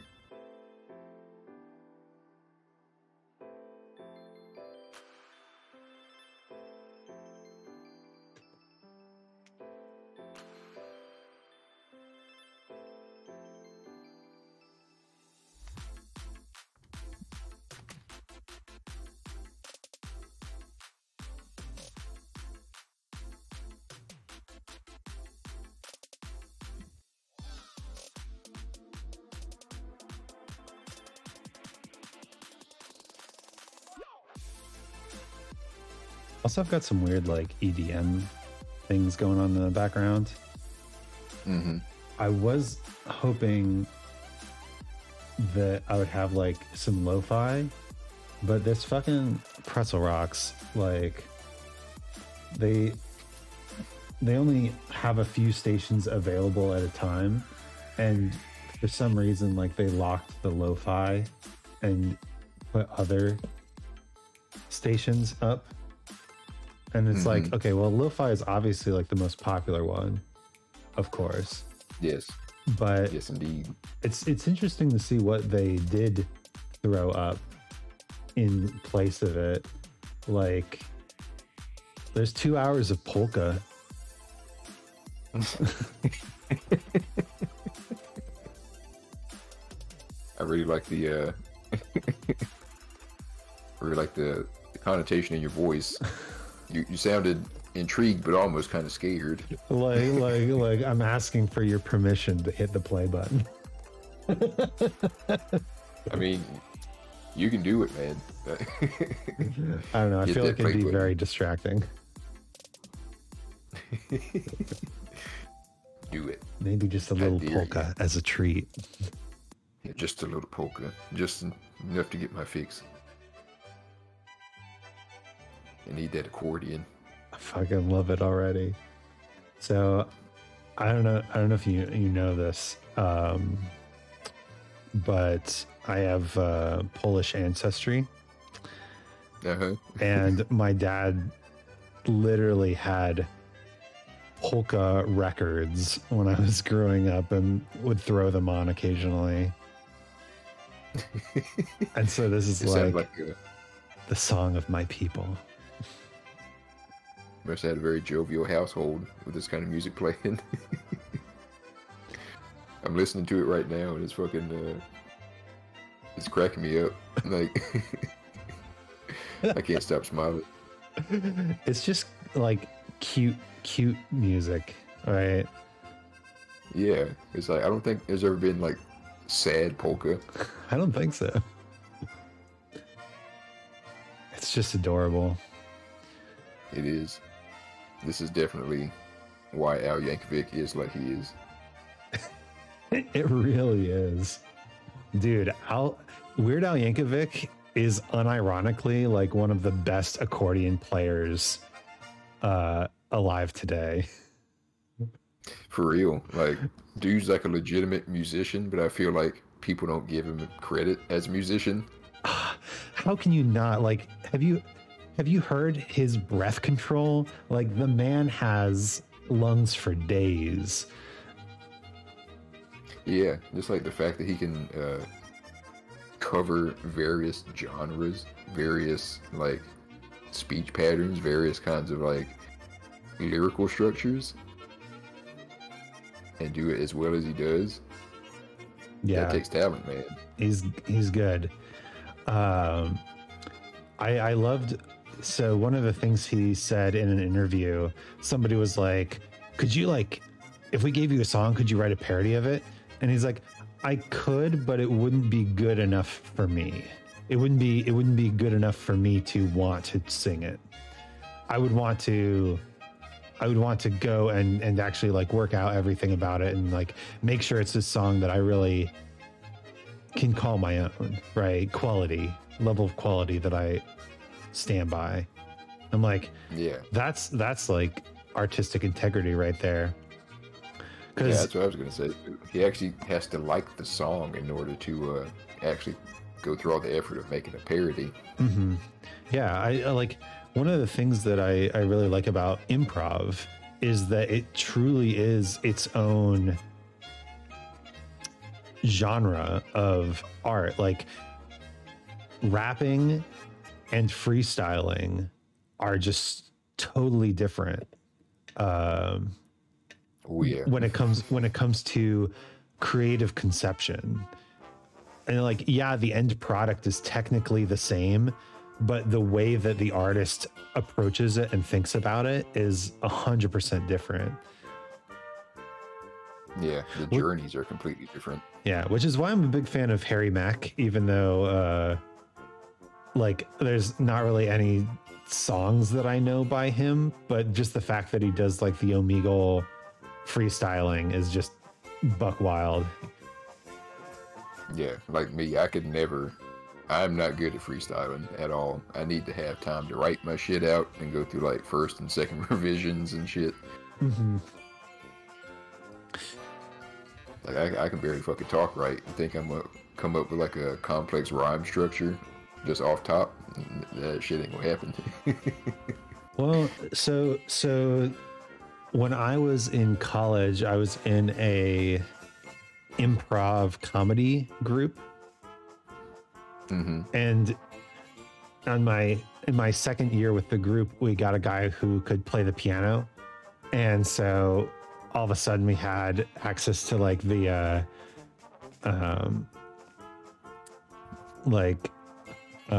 hoedown and those sort of like song games, right? Yeah. And essentially like it's exactly like you said in writing. The first thing you should think of is the rhyme, and then just build your sentences towards the rhyme, right? Yeah. And you can get really good at it where it sounds like you're just rapping off the top of your head or singing off the top of your head or whatever, but you really are kind of like approaching differently. You're approaching the structure differently, right? Yeah. It's a whole different beast. I feel like it's almost like a different genre, freestyling. Because like once somebody tells me that like a song is a freestyle, I'm like, oh shit. So they didn't have no time. This is just like straight off rip. Well, I think the other thing that kind of gets confused with that is what people will call freestyling actually covers a few different categories where rappers will like there's true off the dome freestyling, but when people ask you to like freestyle a verse on a song, a lot of times what comes out will either be like piece together things that you've written, or even full verses that you've already written, you just haven't like put onto another track yet. Mm-hmm. And like for instance, Kendrick Lamar, right? I don't think he actually improvises his freestyles. I just think he's written so much stuff that if somebody asks him for something that they haven't heard before, he can pull something out that he just hasn't put on a record. Okay. Yeah, that makes sense. Mm-hmm. So because he talks about his writing process, and it is a pretty like involved process. So I can't imagine that he would be satisfied with, truly improvising something. Yeah, that's the thing though. Like whenever you freestyle, I feel like there has to be a certain level of leniency when it comes to the actual rhymes that come out, because this person didn't get a chance to sit and revise their stuff. So if it is just a little bit more simple, maybe not as complex or elaborate, then I feel like that should be something you take into account when you judge a freestyle rhyme versus a written rhyme. Yeah, absolutely. Although I do think that in its own way, you can get to the point with your improvisation where the average person dancing to the music, huh? It was like a hard pivot from polka. Yeah, it was, to the polka music was getting kind of clown music, and I didn't like it anymore. So I switched over to the chill pop station. But I have this theory. I call it the layperson line, where I'm sure I've talked with you about this before, but maybe on your channel, where like once you pass the layperson line, the average person can't tell the difference between your work and a masterpiece. And that's true. I think you can get past the layperson line as an improviser, right? I mean, I think you can do that with pretty much any kind of skill, because like, well, if we're talking about just lay people, yeah, of course, I'm saying like if I get into painting, right, at first my paintings will be bad, and then eventually I can get better at painting, and you know, somebody can look at my painting and say that's beautiful, and they'll have like the same opinion about like a Van Gogh painting, because they won't understand what makes a Van Gogh painting a masterpiece as compared to my merely like good painting, right? That's true. But with improvisation, like freestyling, right, you can get to the point where instead of like writing a rap and eventually getting to the point where you're rapping, your written bars are as good as or are past the layperson line, right? You can use improvisation and get to the point where off the dome you've passed the layperson line. Like that's why I think Harry Mack has a career, because he goes on Twitch and YouTube and TikTok and whatever, and he is a good enough improviser that people can't tell the difference in quality between his rhymes and someone who crafts their rhymes like Kendrick or Eminem or you know, insert your favorite rapper here, insert great rapper here, right? Yeah. Damn, I had a good thought and I forgot it. Shit. I had a good follow-up to that. Painting, layperson line. Well, I did have a sidebar about the layperson line. And, the painting specifically, because I know I watched something a little while ago by his channel on YouTube called Solar Sands.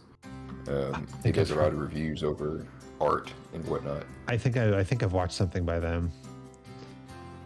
Yeah, he makes pretty good stuff, and he did this video once about this one painting, and it was just called "Are You Offended by Red?" That's the name of the painting. And upon first glance, it's literally just like, it looks like a canvas that's just been painted red. It, you know, you might think, oh, it's one of those, you know, pretentious like rich people paintings that doesn't really have any artistic value, and like it's being sold for astronomical amounts of money for like seemingly no reason, right? Mm-hmm. So I feel like that's almost like the layperson line working in reverse, if you think about it, because Solar Sands went into the details about how this painting was actually created, and apparently the artist who was behind this painting utilized techniques that nobody has been able to replicate in order to texture and apply the paint in such a way that is not seen like hardly anywhere else in the art world, but a person who has like a master class in understanding art and in admiring art and like really breaking it down to its brass tacks, they would see that and they would notice like, oh, so this painting actually does have craftsmanship and care and such put into it, but a layperson would not. So where would that line actually be from where the layperson line helps to where it does not help? That's a good question. This reminds me of the work of composer Milton Babbitt, who would create very unique avant-garde pieces of music that nobody listened to, obviously. But were very, very, very interesting from a technical standpoint. And when asked on why he did this, he said, hundreds of years ago, no one would have thought that people would listen to the types of harmonies and sounds that we now find in popular music and enjoy them, right? Who's to say that the kind of music that I write won't one day be popular? That's not up for me to decide, but the fact is, if we don't keep pushing the boundaries, then the medium will fade away. That's a good point. Yeah, and I was having a really good conversation with a friend the other day. We were talking about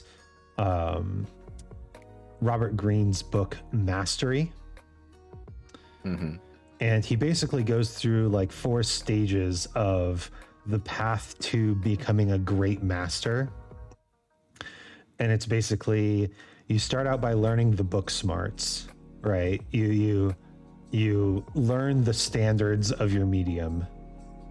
Then you get a mentor or a teacher, and you learn their individual style as best you can in a more in-depth and personal level, right?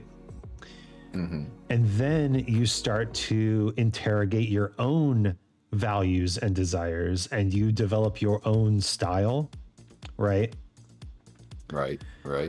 And then finally, the step to becoming a great master is to reach outside of the medium, find new inspirations, and synthesize those inspirations into a new direction that changes the face of the medium itself.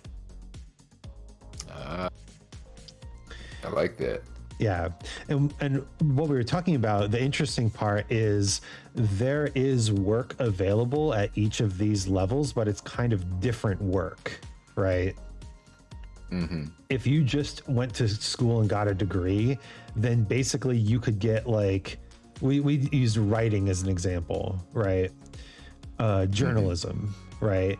If you went to school and you got a degree, congratulations. Go write some BuzzFeed articles or whatever, right? If you work under a mentor and you kind of get into the system, then yeah, you might start writing like really impactful articles, and you could be like, you know, pushing the bounds of you know, you could be like writing for the Times or something like that. Like you could have a name for yourself, right? Or alternatively, you could teach other people the art of journalism, right? You can take the teachings of your master and carry them on to subsequent generations, right? Yeah. When you get a step beyond that, when you start developing your own style, you almost become like a named person. Like you're not just a journalist, you're Stephen Colbert. You're not just a journalist, you're Rowan Farrow, or like someone who like is known for their personality in their work as well. Right. But the step beyond that is when you take something from outside your medium and you bring it in and you synthesize it into a new thing, and all of a sudden you're the one everybody's imitating. And the example for that with journalism is Hunter S. Thompson, who just like came from outside the medium of traditional journalism, did a lot of drugs, wrote about the election in the 80s, and then like all of a sudden everybody was into these like more personalized aggressive articles, right? Everybody was starting to everyone was starting to emulate the style of Hunter S. Thompson because Hunter S. Thompson changed the medium, right? Yeah. And so a whole lot of drugs. But I think like once you get to that like level of individuality and maybe even like mastery where you're truly like defining the medium around you, that's when you can start working as a professional, right? Yeah. And I think a lot of people get out of school and they're like, I have an art degree, time to go work as an artist, when really what you learn in school is the basics and the most straightforward stuff. You don't really develop your own style yet, right? I know that there's a saying by Miles Davis. He basically said it took me several years to learn how to play like myself. There's a great quote by Thelonious Monk. Is a genius is the man most like himself. Yep. I'm starting to realize that as I've gotten older, because like, you know, I used to be kind of like that when I was a kid. I was actually thinking about this earlier. Like when I was a kid, I wanted to do like, you know, creative endeavors like kids want to do, but I always felt like there was a lack of good direction when it comes to teaching people how to be creative, because like in the very beginning you just want to be able to have like the raw skills to do stuff, and I felt like that was something that a lot of beginner level work doesn't really do. You know, they try to add more philosophy into it than I think they really need to, instead of like just straight up technical skill. It's like they have a need to ground it in history and make it feel important. When I was learning how to write music in music school, a lot of my teachers were like, okay, go write a piece of music and then we'll talk about it. And I'm like, isn't that kind of backwards? Right? Yeah. You're expecting me to go write a piece of music, but I mean, like, what's the process? What am I writing for? How am I writing? Yeah, that's like 100% facts, because I know whenever I was in, well, this probably doesn't necessarily apply to me because I went to high school in the ghetto. Fucking art teacher did not give half of a shit, and like openly didn't give half of a shit. But you know, any other kind of place I was trying to learn how to do creative stuff, they'd be like, oh, you can, one day you'll be able to make stuff like fucking Vincent van Gogh here. And I'm like, well, that's nice and all, but how the fuck do you do it? Like, how do you actually make this shape and get this effect? This is so funny because one of my raps that I released this week is basically about this. If you've already done this and you're who you want to be, then why do you refuse to teach the process to me? Damn, man. See, that's why I think I first opened my mind to creative stuff when I found Bob Ross. Because, like, it seems like every other artist keeps this shit a secret. But he actually, like, breaks everything down. Like, oh, to do this effect, you just take this brush, get the paint like this, and you put it on the canvas like this. And then you got a tree or a mountain or whatever. Here's why I think. At every stage that I talked about, all 4 stages, you have an incentive to keep your techniques to yourself.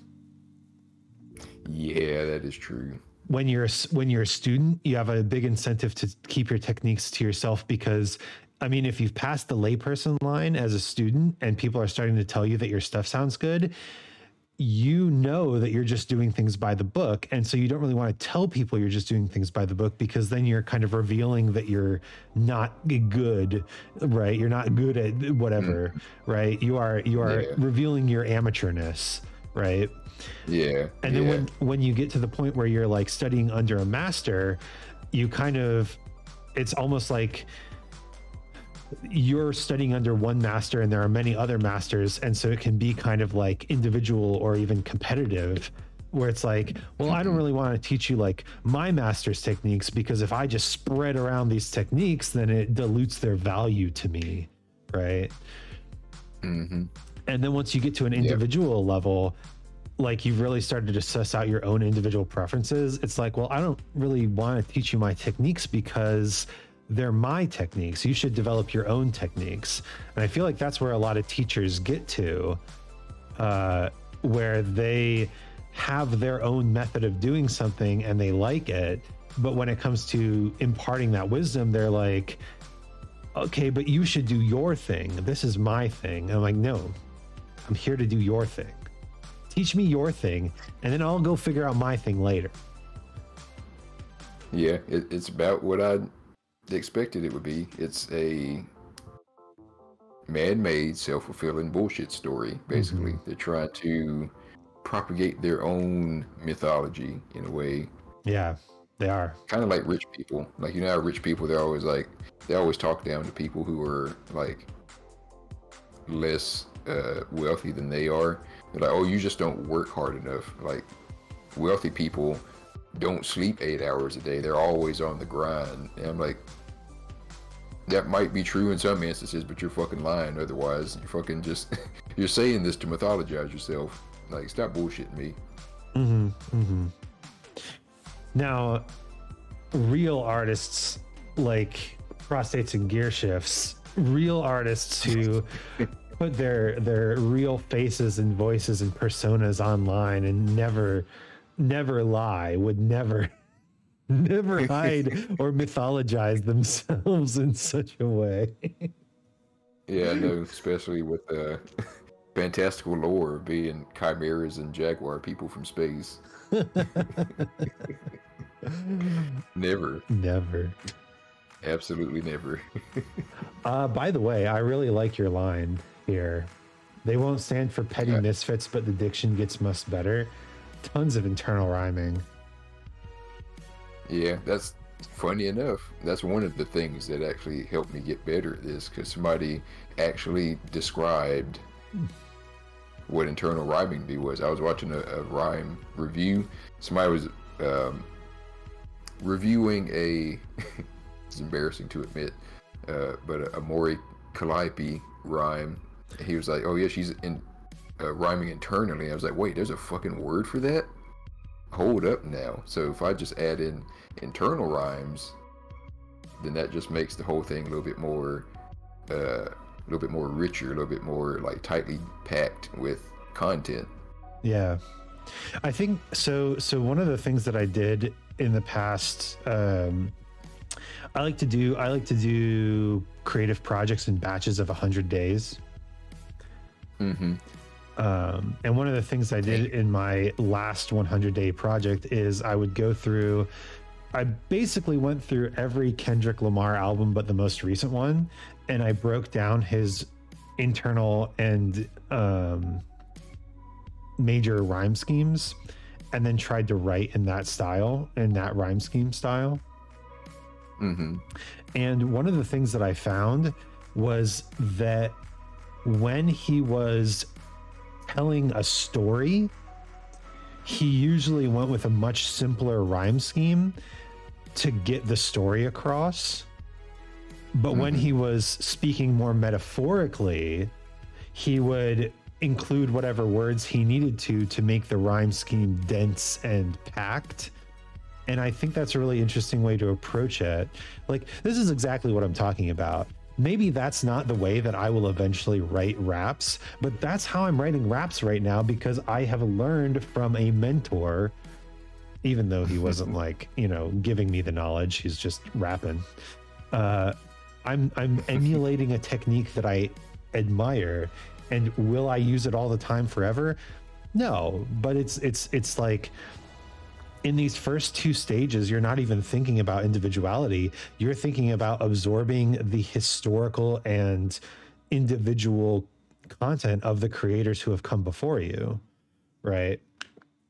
Yeah, because you're just trying to take in all the information about how to like actually do the technical aspect. Like you're not really thinking about, oh, how do I put my own spin on it? That comes later. Mm-hmm. Whenever you got everything down pat, but you have to learn, like, the fucking technical skills have to be taught first before you can develop your own style. Like, I know whenever I first started like drawing or whatever, or whenever I first started painting, I just need to know how to make this shape and make this effect, because nobody would tell me. They'd be like, oh, you have to like look back at this art and study this art, which, yeah, you could probably suss out some stuff from that, but if I just have a question on how to make this effect, why can't you just fucking tell me? There's a very interesting problem with language teaching in Japanese culture. Mm-hmm. I can see that. And it's not about teaching English or another language. It's actually about teaching Japanese people Japanese. They learn kanji by rote memorization, and they learn it at a young age. When you're a kid, that's not a bad way to learn. You know, every week the teacher said, here are your 5 kanji for the week. Learn these kanji, right? Mm-hmm. And you're a kid, so that's all you're doing in that class for a week. So you learn the kanji, and then you start seeing it everywhere, and just pure rote repetition, memorization, you get it because that's all you're doing with your life. You know, you have plenty of time to learn these kanji, and so you do. But that's not the best way to learn as an adult, especially an adult who isn't living in Japan, because you don't have the constant daily reinforcement of these words. Now, I can actually confirm by living in Germany that I get a ton of great exposure to German words and concepts and stuff just by taking walks in Germany. Overhearing conversations and reading street signs and going into shops and saying, wie viel kostet das? You know, I get a ton of good interaction, but that's not the best way for people. That's not the most efficient way to learn if you're not like immersed in the culture. The problem is most Japanese textbooks are written by people who learned kanji by rote memorization. And so they teach problem. Yeah, they teach kanji by rote memorization. They say, here are the 100 most important kanji. Pick 5 a week, and in 20 weeks you'll have memorized them all. And it's like, that's it? You just gonna say, go learn this? I mean, pretty much, yeah. But there's a growing sentiment among Japanese learners, both inside and outside the country, that there's a better way to learn kanji than what the Japanese school standard is. And that is through the use of, you know, pictographic mnemonic devices, right? Mm-hmm. You look at the kanji for person and you imagine a person, and then when that kanji shows up in other things, you imagine a person doing those things, right? Yeah. So it's like actually teaching people how to memorize things and using humans' best memory techniques in order to get this information in your head. And it's like, that's the technique. That's the strategy. That's the style. why didn't you teach me that first? I don't know, man. Like, fucking, I remember one time, because I said this when I was in somebody else's chat earlier. When I was in college, they sprung it on me that I need to have 4 language classes in 2 semesters, right? And obviously, if they go sequentially, then you can't do that, right? So I had to pick up Spanish like real fucking quick, like that. Oh yeah. So the problem that I had with how they taught the language at the university, because I started with French at the university, and then I picked up Spanish at the community college level because I thought it would be easier, and it was. But I didn't like how they did it at university, because it was an entry-level French class, right? French 101. Teacher spoke nothing but French the whole time, and expected people to understand what the fuck she was saying. And I'm like, I think you're doing this backwards. Because if these people have never been exposed to French before, and you're speaking nothing but French, and they don't even have a working vocabulary of this language, how are you expecting anybody to fucking pick anything up? And I remember reading a book for another class called Americans in Paris. And this American guy started working in Paris, and he described a way that he learned some French. He said he built up like a working vocabulary of like 50 different words in French that he could pretty much formulate any kind of sentence that he needed. And if he needed to know like a certain vocabulary word, like a noun or a verb or something like that, he knew like the basic sentence to ask, hey, what does insert word here mean?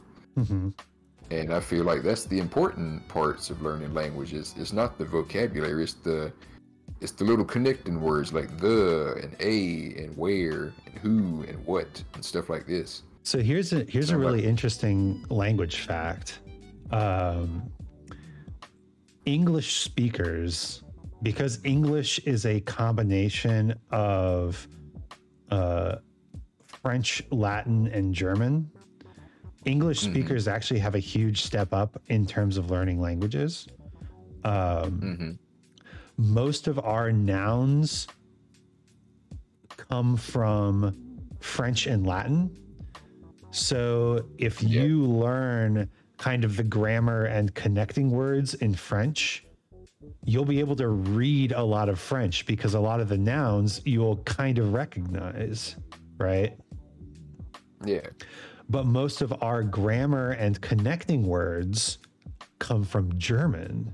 So if you learn the nouns and verbs in German, you can read a lot of German because the connecting words and the grammar structure are somewhat similar. So sounds like a cheat code. It kind of is. Now, if you are trying to learn Japanese, then you're just SOL. But oh yeah, I've seen, like, I ordered something from fucking Japan not too long ago, and they wrote me a little thank you note because, you know, Japanese people are really nice apparently. They care about service culture, yeah. They signed it with some kind of Japanese characters. I couldn't tell if it was like kanji or the other two. Hiragana, katakana. But, yeah. I was trying to make heads or tails of these shapes, and I fucking could not. I was like, it must be hard as hell having to read this shit in Japanese because these shapes are so intricate. Honestly, it is tough. And there's actually there is, believe it or not, a system of calligraphy in Japanese where the shapes are even more ridiculously complicated. And people who can read calligraphy in Japanese are considered like insanely good at Japanese, even among Japanese people. Yeah, I can imagine. Because most people over here don't even know how to fucking read cursive. And you expect me to read calligraphied kanji or hiragana and katakana. So You must be outside your mind. I'm gonna tell you. I'm gonna recant you a story from a manga that I read. Basically, the premise of the manga is that there are a bunch of weird and quirky characters with weird and quirky personalities all hanging out at this school, right?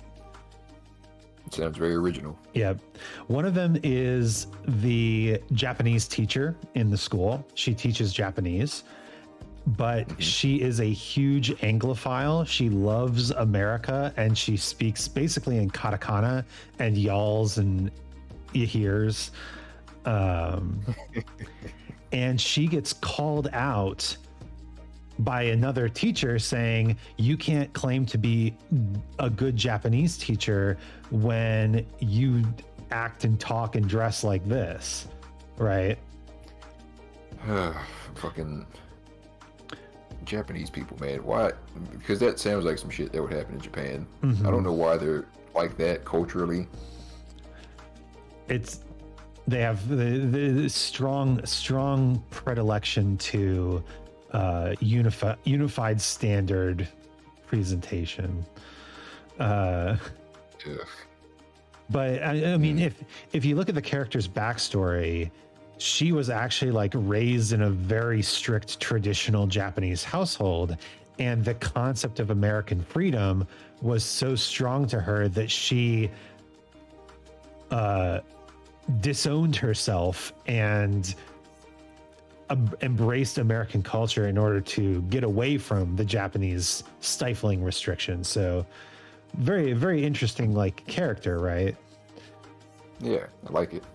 So anyway, this other teacher, the bitch, the bad teacher, says, I'll tell you what, you dictate this passage in your y'all yeehaw style, and if all of the people in this group of quirky weirdos can write down what you said in the proper Japanese, then then I won't bring this up with the education board or whatever, right?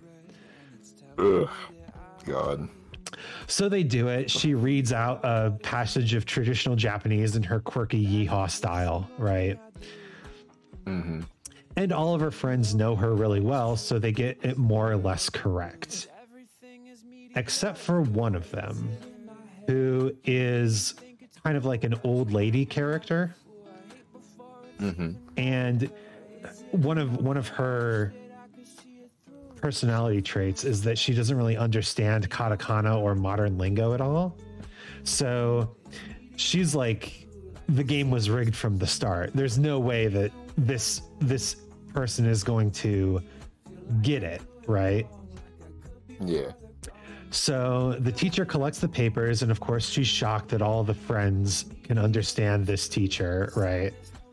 And she gets to the old lady's paper, and it is written in Japanese calligraphy because it's a stereotype that old people write in calligraphy, right?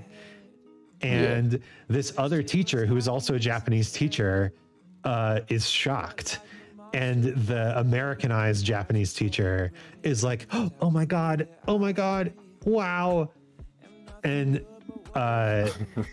so it's revealed that what the old lady wrote in calligraphy was actually a letter saying, I don't understand what the yeehaw teacher said, but we're such great friends and she's a good person and I hope you can forgive her, right? Yeah. Which is why the yeehaw teacher was like tearing up. But in that moment, the jerk Japanese teacher realized three things. First off, she couldn't read calligraphy. Second, I knew that was going to be it. the other Japanese teacher could read calligraphy. Yep. And third, the fact that the yeehaw Japanese teacher was like crying means that it must have been correct, right? Like it must have been 100%. And so she drops it because she doesn't want to admit that this yeehaw Japanese teacher can do something in Japanese that she can't. Right? I like that. And when they ask her, like, how could you, like, none of us can read this chicken scratch calligraphy. How can you read it? The yeehaw Japanese teacher is like, oh, well, like I grew up in a super strict Japanese household. So we were just trained to do calligraphy. We wrote like this all the time. Like, huh, okay. I like that though. That's a pretty nice story. It's a fucking weird manga. Okay. It's called hey man, Giraffe Steve playing WWE, dropping him with the raid. How's it going? What's going on? Yo, Giraffe Steve. What's going on, Steve? What's up, man? How's the wrestling? Oh, the wrestling's always good, brother. Hello, just got here. Sky Mask 23. Welcome. Long Boy Club Love. Aw, thank you. Hey. We're doing some rap writing. We've actually written a fair amount, surprisingly. Yeah. But we keep getting distracted. As is normal. Yeah. I mean, at least it's like insightful conversation. I like our conversations. Yeah, I like our conversations. We're both rappers. We do it for the love. Amateur rappers. Thank you for the follow, Sky Mask. Hey, shout out to Sky Mask. But yeah, I came up with a bunch of ideas that we could do as like a collab writing exercises. And I actually have another one here, if you don't mind. Yes, of course. So we picked a starting line from Outkast, great band, great group. And then we both wrote our next ending line. So here, instead, I have an ending line from Outkast. Better come back down to Mars. This guy's looks cute. I'm gonna play with him. Oh, yeah. Oh, playing with Blue. Let's go. Blue. He fucking loves the little, the feather toys, especially if they have bells in them. He goes wild. Yeah. My cat likes to chase after things. Oh yeah. He doesn't really chase. He likes to hunt, but he's not really like, when he runs around the house, he's just running. Yeah, I think my cat is more dog than cat. He likes to run after his toys. Like I'll throw him across the house and he'll chase after him. I think I have a theory that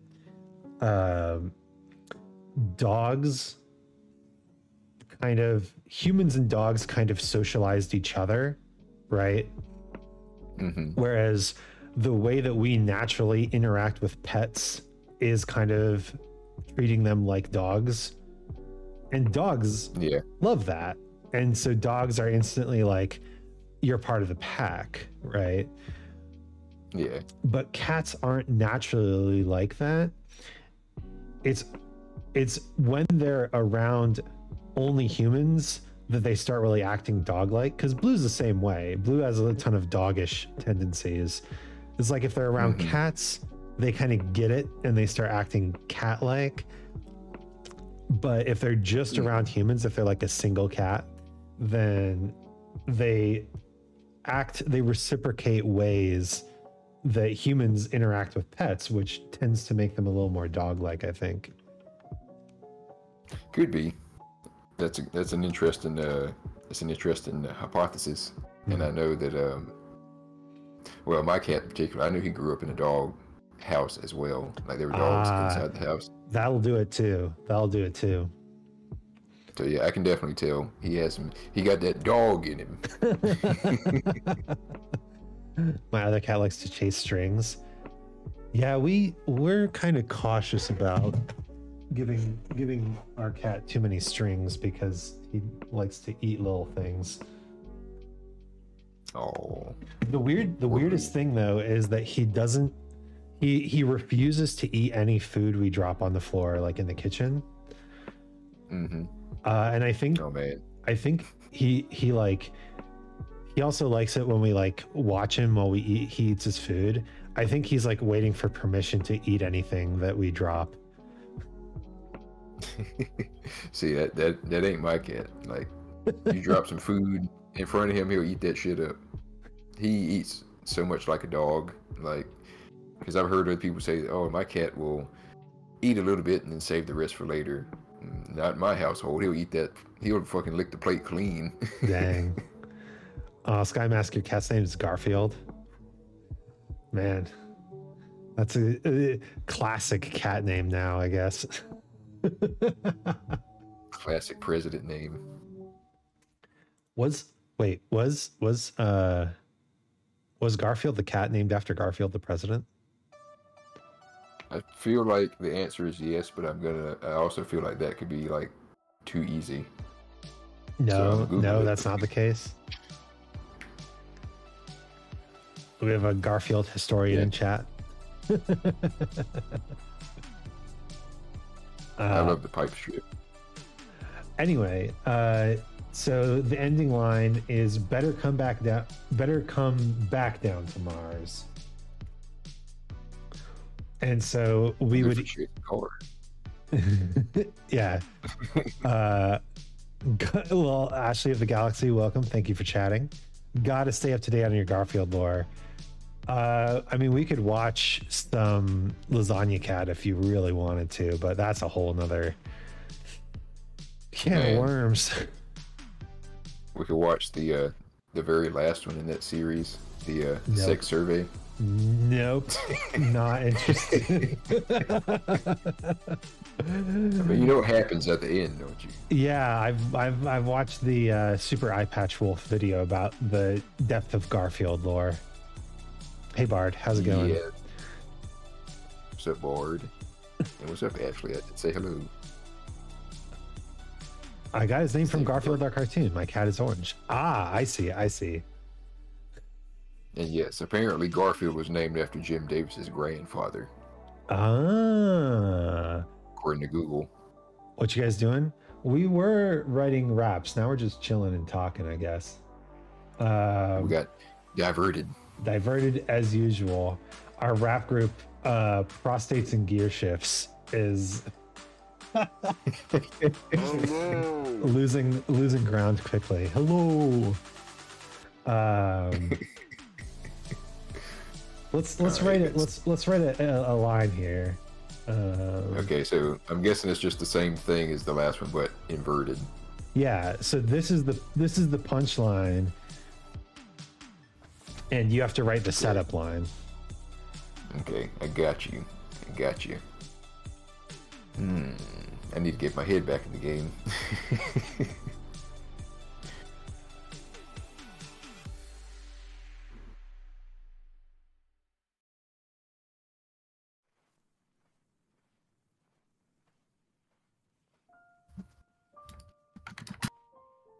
There you go.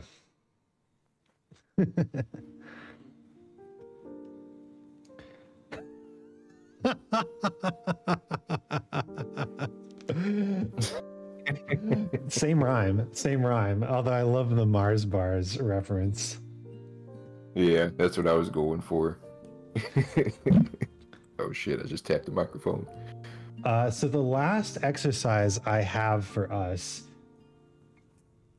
is to either pick a rhyme scheme and each write a rap in that scheme, or develop a rhyme scheme together.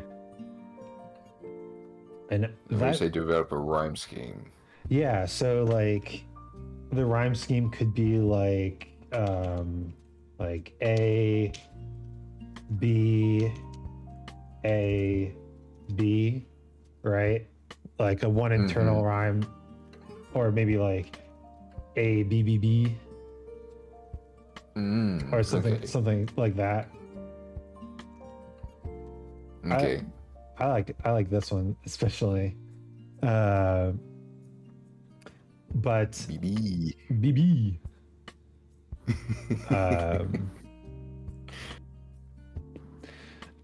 It would be a little bit more involved, right?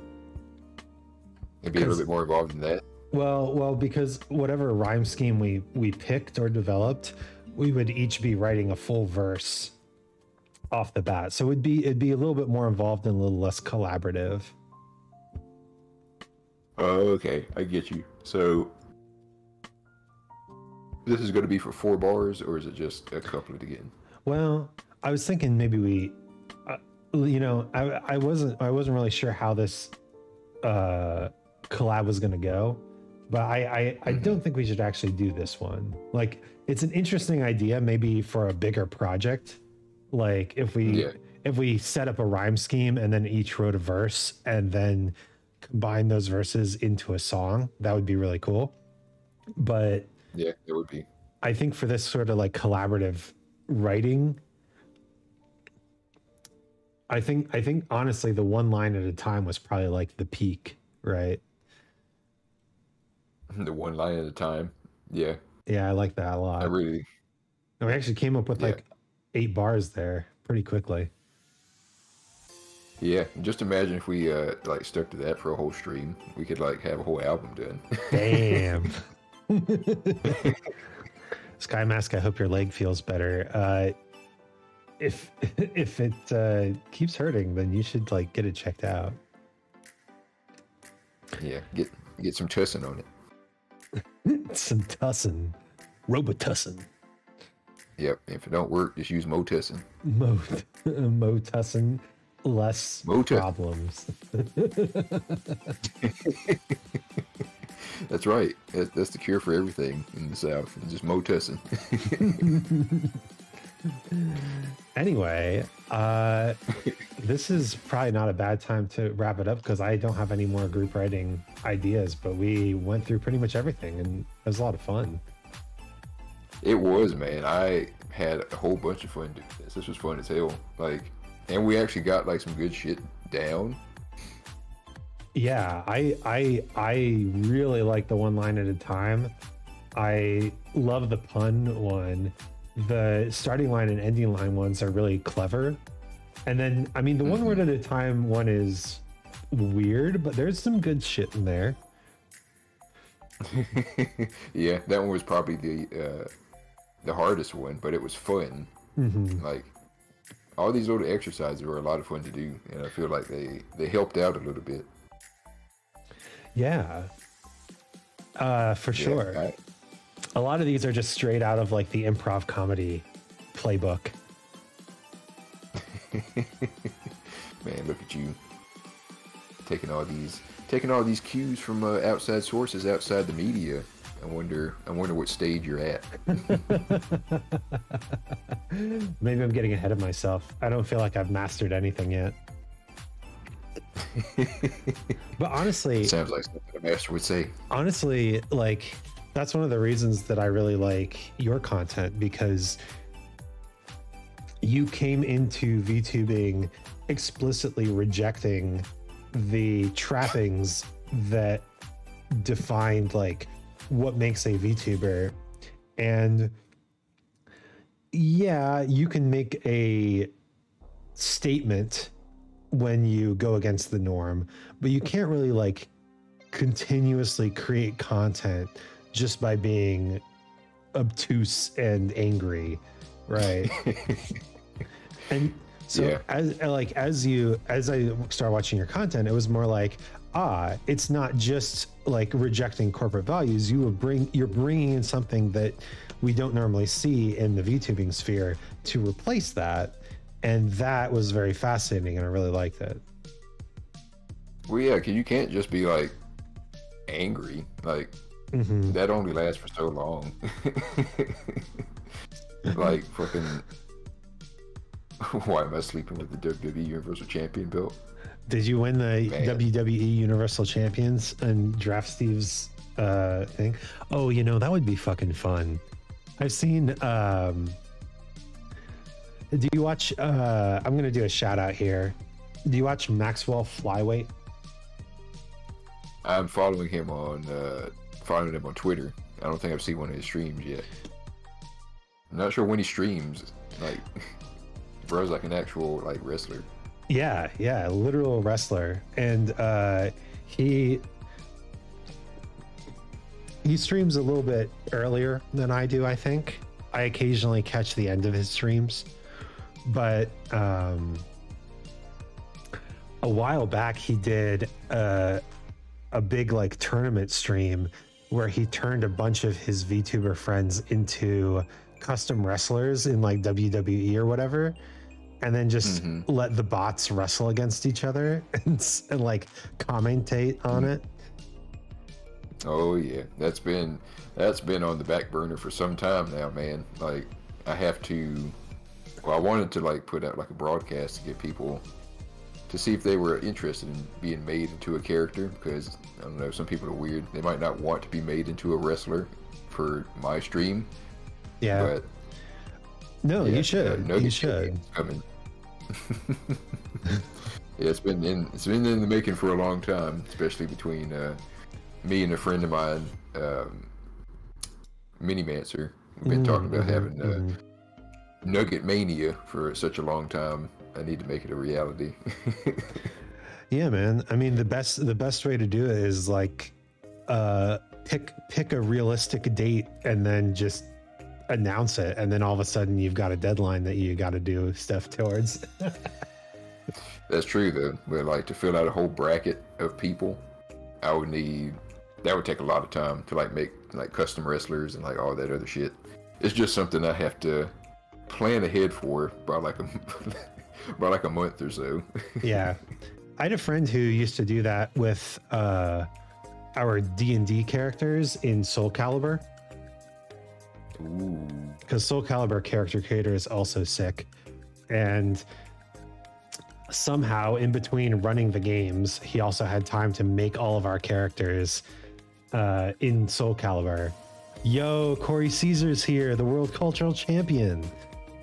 Ooh, Corey, what's going on, my man? Corey, I have to admit, Corey would be pretty easy to make in a wrestler creator. I mean, he already has the credentials down. He does.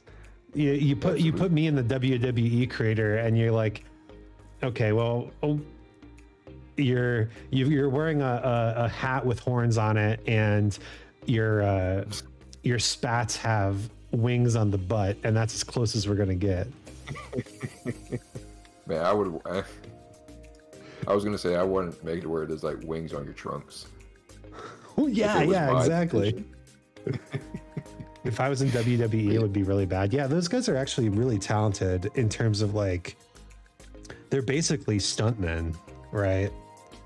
I mean, they are stuntmen. They're stuntmen. They're actors. They're fucking like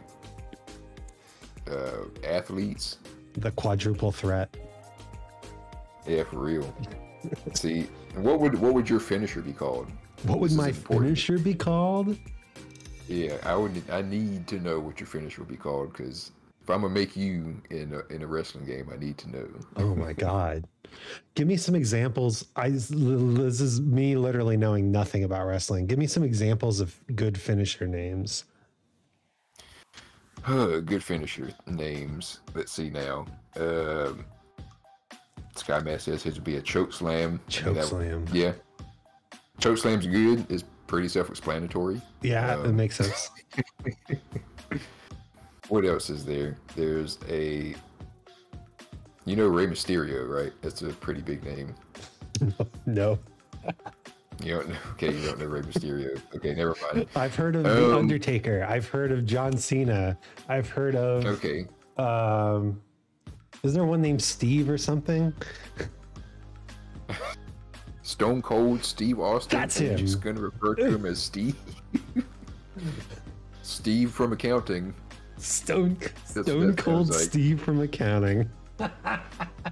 Okay, so going off of that, Undertaker has a few of them. He does the choke slam. He does this thing called a tombstone pile driver, because Undertaker. Baron Von Freeze? Is that a real person?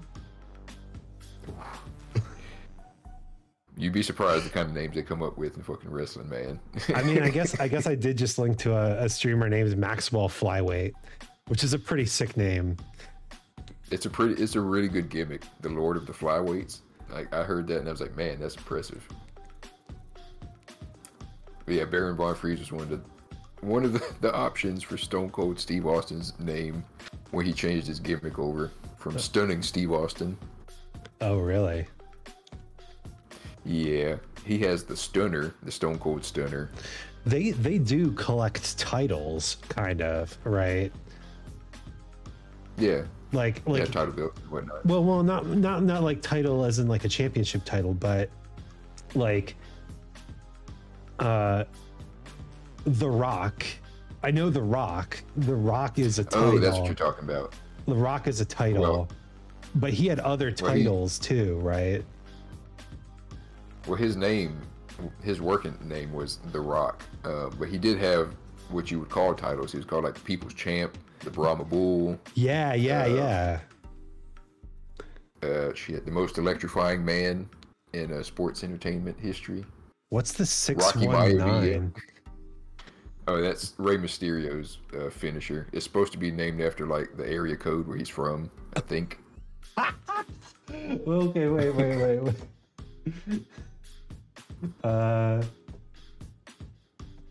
It's actually pretty good. San Diego? Like, it's a high fire move. Yeah. Ah, nice. Okay, cool. That's pretty good. Straight out of the 619. I love that. It's a good move, man. Like, and it's in his theme song too, 619. Maybe I should be getting into wrestling. Man, it is like a drama mixed with like a stage play mixed with a sporting event that you can actually like get behind because there's narrative involved. I'm being very sold on it right now. You should give it a shot, man. You should give it a shot. I'm trying to push you down the rabbit hole because there's so much history that that goes behind wrestling that you wouldn't ever think of. What would my finisher be? This is a good question though. Ooh, it's an important question, man. Because if I'm going to do a wrestling circuit for VTubers, I'm going like the whole 9 yards. I'm going to have like special moves. I'm going to have like name special moves in regards to like people's lore and design and whatnot. That's intense. I don't even know where I would start. Like I know for example, my friend Minimancer, she is pretty well known for playing Darkest Dungeon. Mm-hmm. And I don't know if you've ever seen what her design looks like, but she's basically she's an arch wizard. Makes sense. Like the kind of wizard that's like completely shrouded in darkness. So I was like, all right, maybe her finisher move could be the Darkest Dungeon, and I feel like that works. It's catchy. It reflects who she is and whatnot, and everything she does, and like her character and whatnot. If I say and whatnot again, I'm gonna have to stop. Sky Mask is telling me that ladders are made out of wood, and that makes sense. I would not want to get hit with a steel ladder, but isn't the steel chair a thing? Steel chair is a thing, but they don't do unprotected headshots anymore. Because they used to do that. They used to do that. If you Google... Not made out of steel, though. No, probably not. No, probably not. If you Google The Rock and versus Mankind chair shots, they did a whole bit where The Rock just laid into this guy who went by the name Mankind with a steel chair like over 20 times. It was 11 of them. Yeah, Corey was right. It's 11 of them.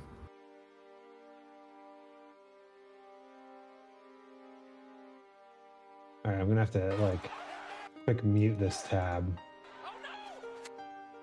Yeah.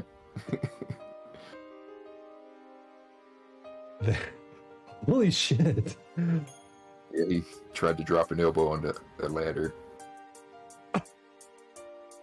they just allow handcuffs.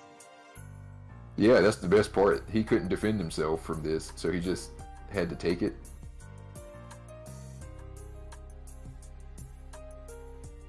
Oh my god. Yeah, I'm waiting for the I'm waiting for the chair shots to begin, man. It was also an I quit match. What's an I quit match? Do they have to say I quit before it? Yeah. Yeah, they have to say I quit. But okay, yeah, that's like concussion worthy. No, here they start. Holy shit, he's bleeding. Yeah. In the business we call that color. Color? Holy. Color. If somebody colors, it means they start bleeding. Oh my god.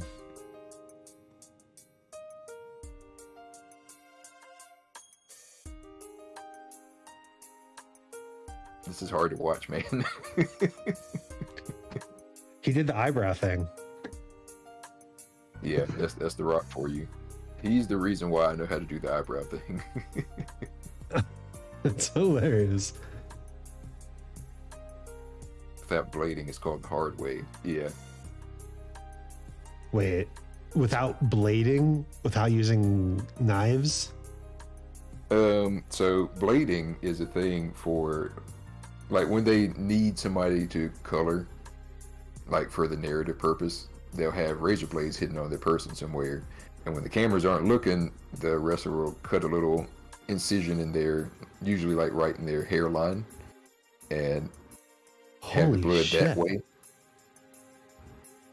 But sometimes it just happens naturally. What the that's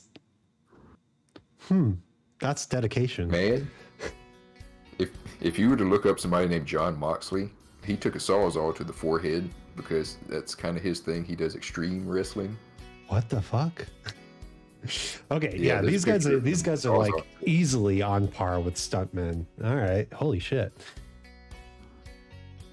Oh yeah. Especially that guy Mankind. He's known for hardcore wrestling. Wow. And he got thrown off a cage that was like, what, 20 feet high? Wait. Did the Undertaker throw him off the cage? Through a table? Yes, that's the one. Oh my god, yes, I know that. That's a meme. Yeah. It's the one where JR goes, they killed him. They killed him. My god, he is broken in half. Yeah. Yes. Like, yeah, he kind of was. When he landed, he separated his shoulder. Holy shit. Okay, I do know something about wrestling. I know that meme. Yeah. Mind you, after that, he got thrown through the cage. And his tooth came out and went through his lip. The Hell's Gate finisher. Is that what that's called? Yeah. Holy shit. Hell's Gate. The go to sleep finisher is pretty good, yeah. That's a good one. See, we're schooling you on wrestling knowledge now, man.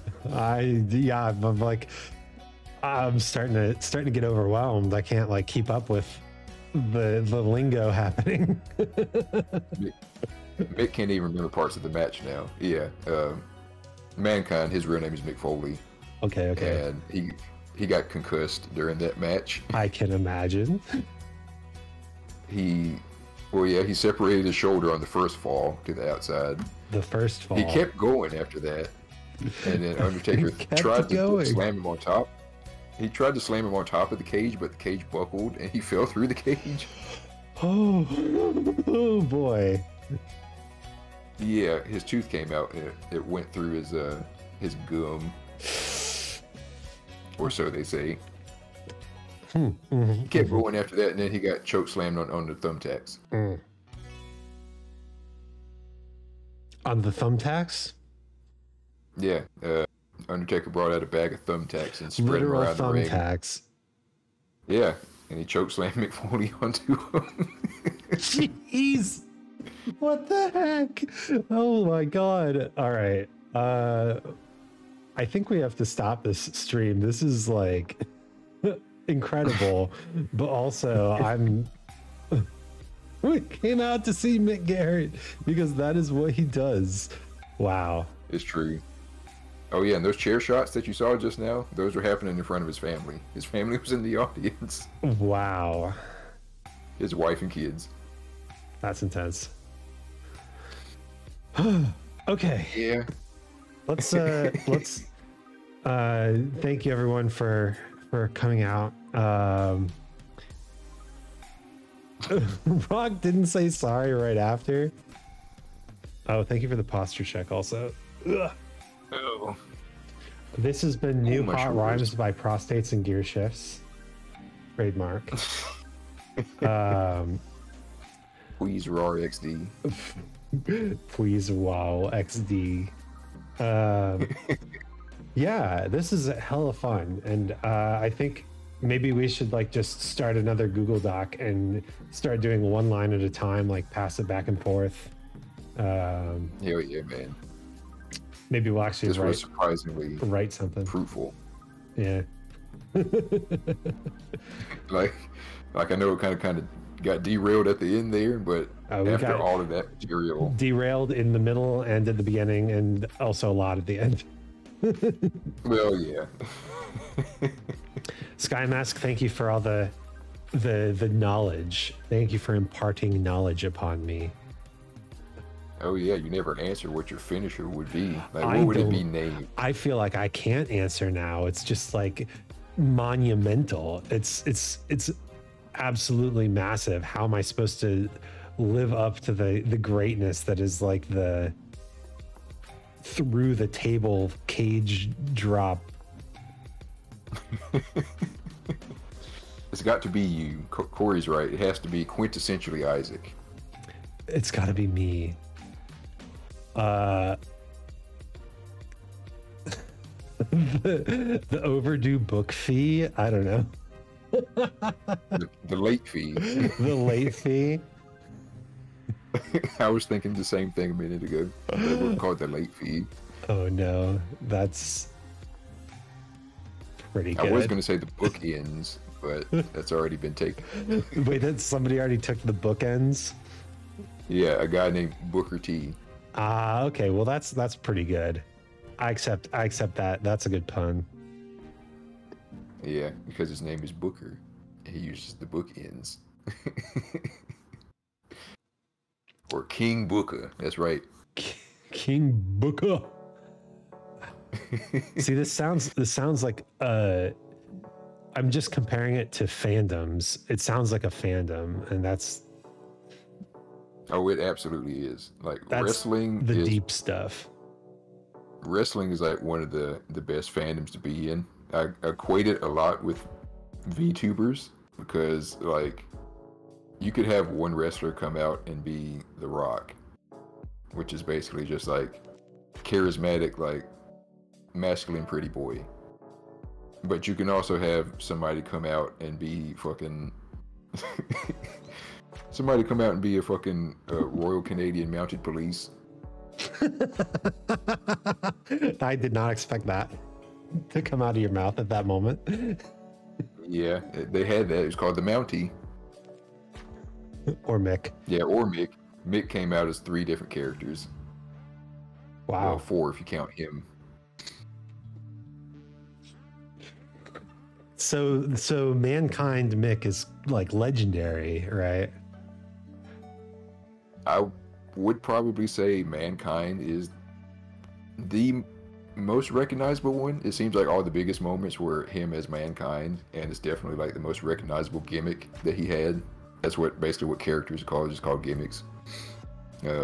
His other personas, other than himself, were Cactus Jack, which is basically just like, I don't even know how you describe that kind of gimmick. Slightly Western, slightly like like unhinged cabin dweller, I would say. Mhm. And then his other one is Dude Love, who is a hippie. I imagine that any given like clique or political figure or like profession, right? Especially the weird professions like Canadian Mountie, like they've all had wrestlers kind of perform as that profession. Oh yeah, absolutely. There've been or IRS. The IRS. Okay, they had a person. Wait, IRS is a person? Yeah, his name is Erwin R. Shyster, and he was basically he basically kind of filled that role as like a hard ass IRS person. Well, what was his finisher? Damn, what was his finisher? I can't fucking remember right now. You're gonna have to help me out, Corey.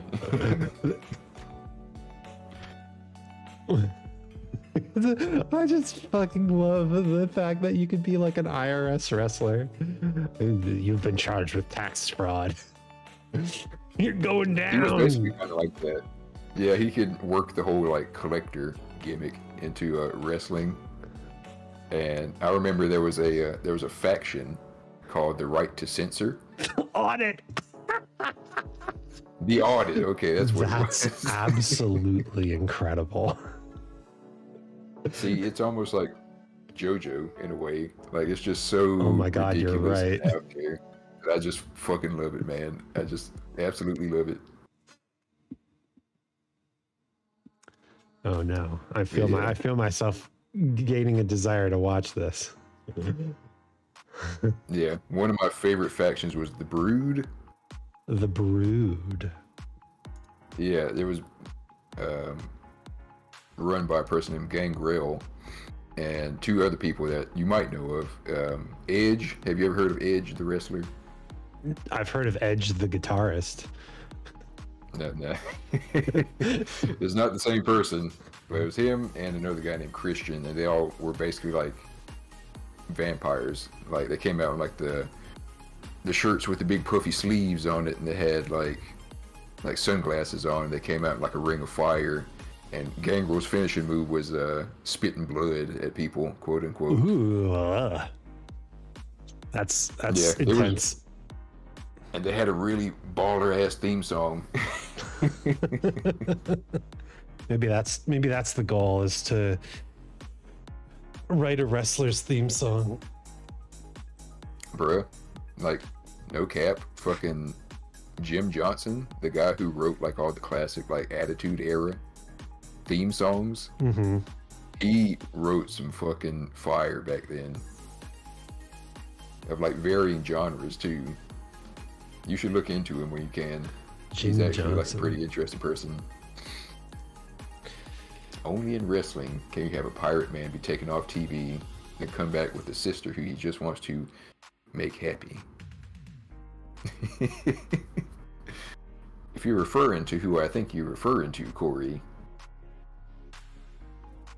that's a very talented wrestler. I've heard Shinsuke Nakamura's theme, Rising Sun. Yeah, that's a wonderful fucking theme song. I've heard that there's a big pro wrestling scene in Japan as well. I mostly know that because there's a ton of different anime that have characters who are into pro wrestling. Yes, absolutely. Wrestling is very well respected in Japan, actually. Like, some of my favorite wrestlers come from Japan. Nice. Like Tiger Mask. Tiger Mask? Is that who they were parodying when Steven Universe did an episode about him being Tiger Millionaire? I'm not familiar with that episode, but if it was a wrestler with a tiger mask, there's a good chance it was. Okay, yeah, he did a episode. They did an episode where he was a heel called Tiger Millionaire. Oh, so you know the lingo about heels and faces? I know. Well, of course I do, because I know heel face turn. Oh yeah. is that's right. like a very common trope that is from wrestling. Yeah. Yeah. That and the $1 Million Man, Ted DiBiase. Yeah, it might be a mixture of the two. Probably. Anyway, we've been having a great time, and I appreciate all the knowledge being dropped here. But we should wrap it up before we hit the 3-hour mark. Yeah. We've been just talking about wrestling for the past fucking like half hour. At least. It is a Sunday, which means, according to tradition, I have to raid someone who I've never raided before. So, Khan, do you have any suggestions, or do you have anybody in chat have a suggestion? I do have someone in mind, but Should raid Isaac Anzu. raid Isaac Anzu. It's one of the people I have on. I don't think you've ever raided Isaac Anzu before, so I wish. but I think all the other people I've gotten from you who are on right now. That's fair. Yeah, I do have someone who is actually in the same like friend circle as Maxwell Flyweight. Ooh. Yeah, but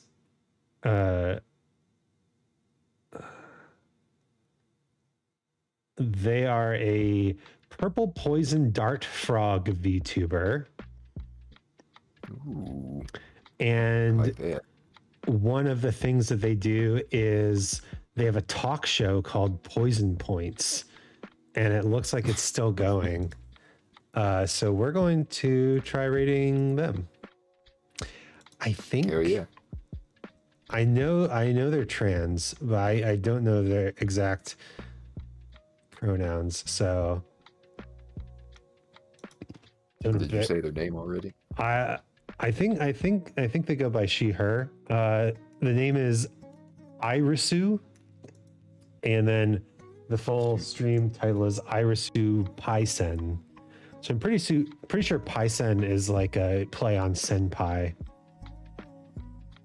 I think I've seen this person. Probably Recommended. they're around. Anyway, let me just set up my outro stuff real quick here.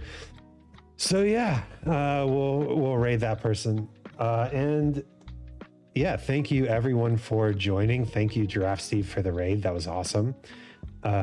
We wrote some rap actually, and had a great time.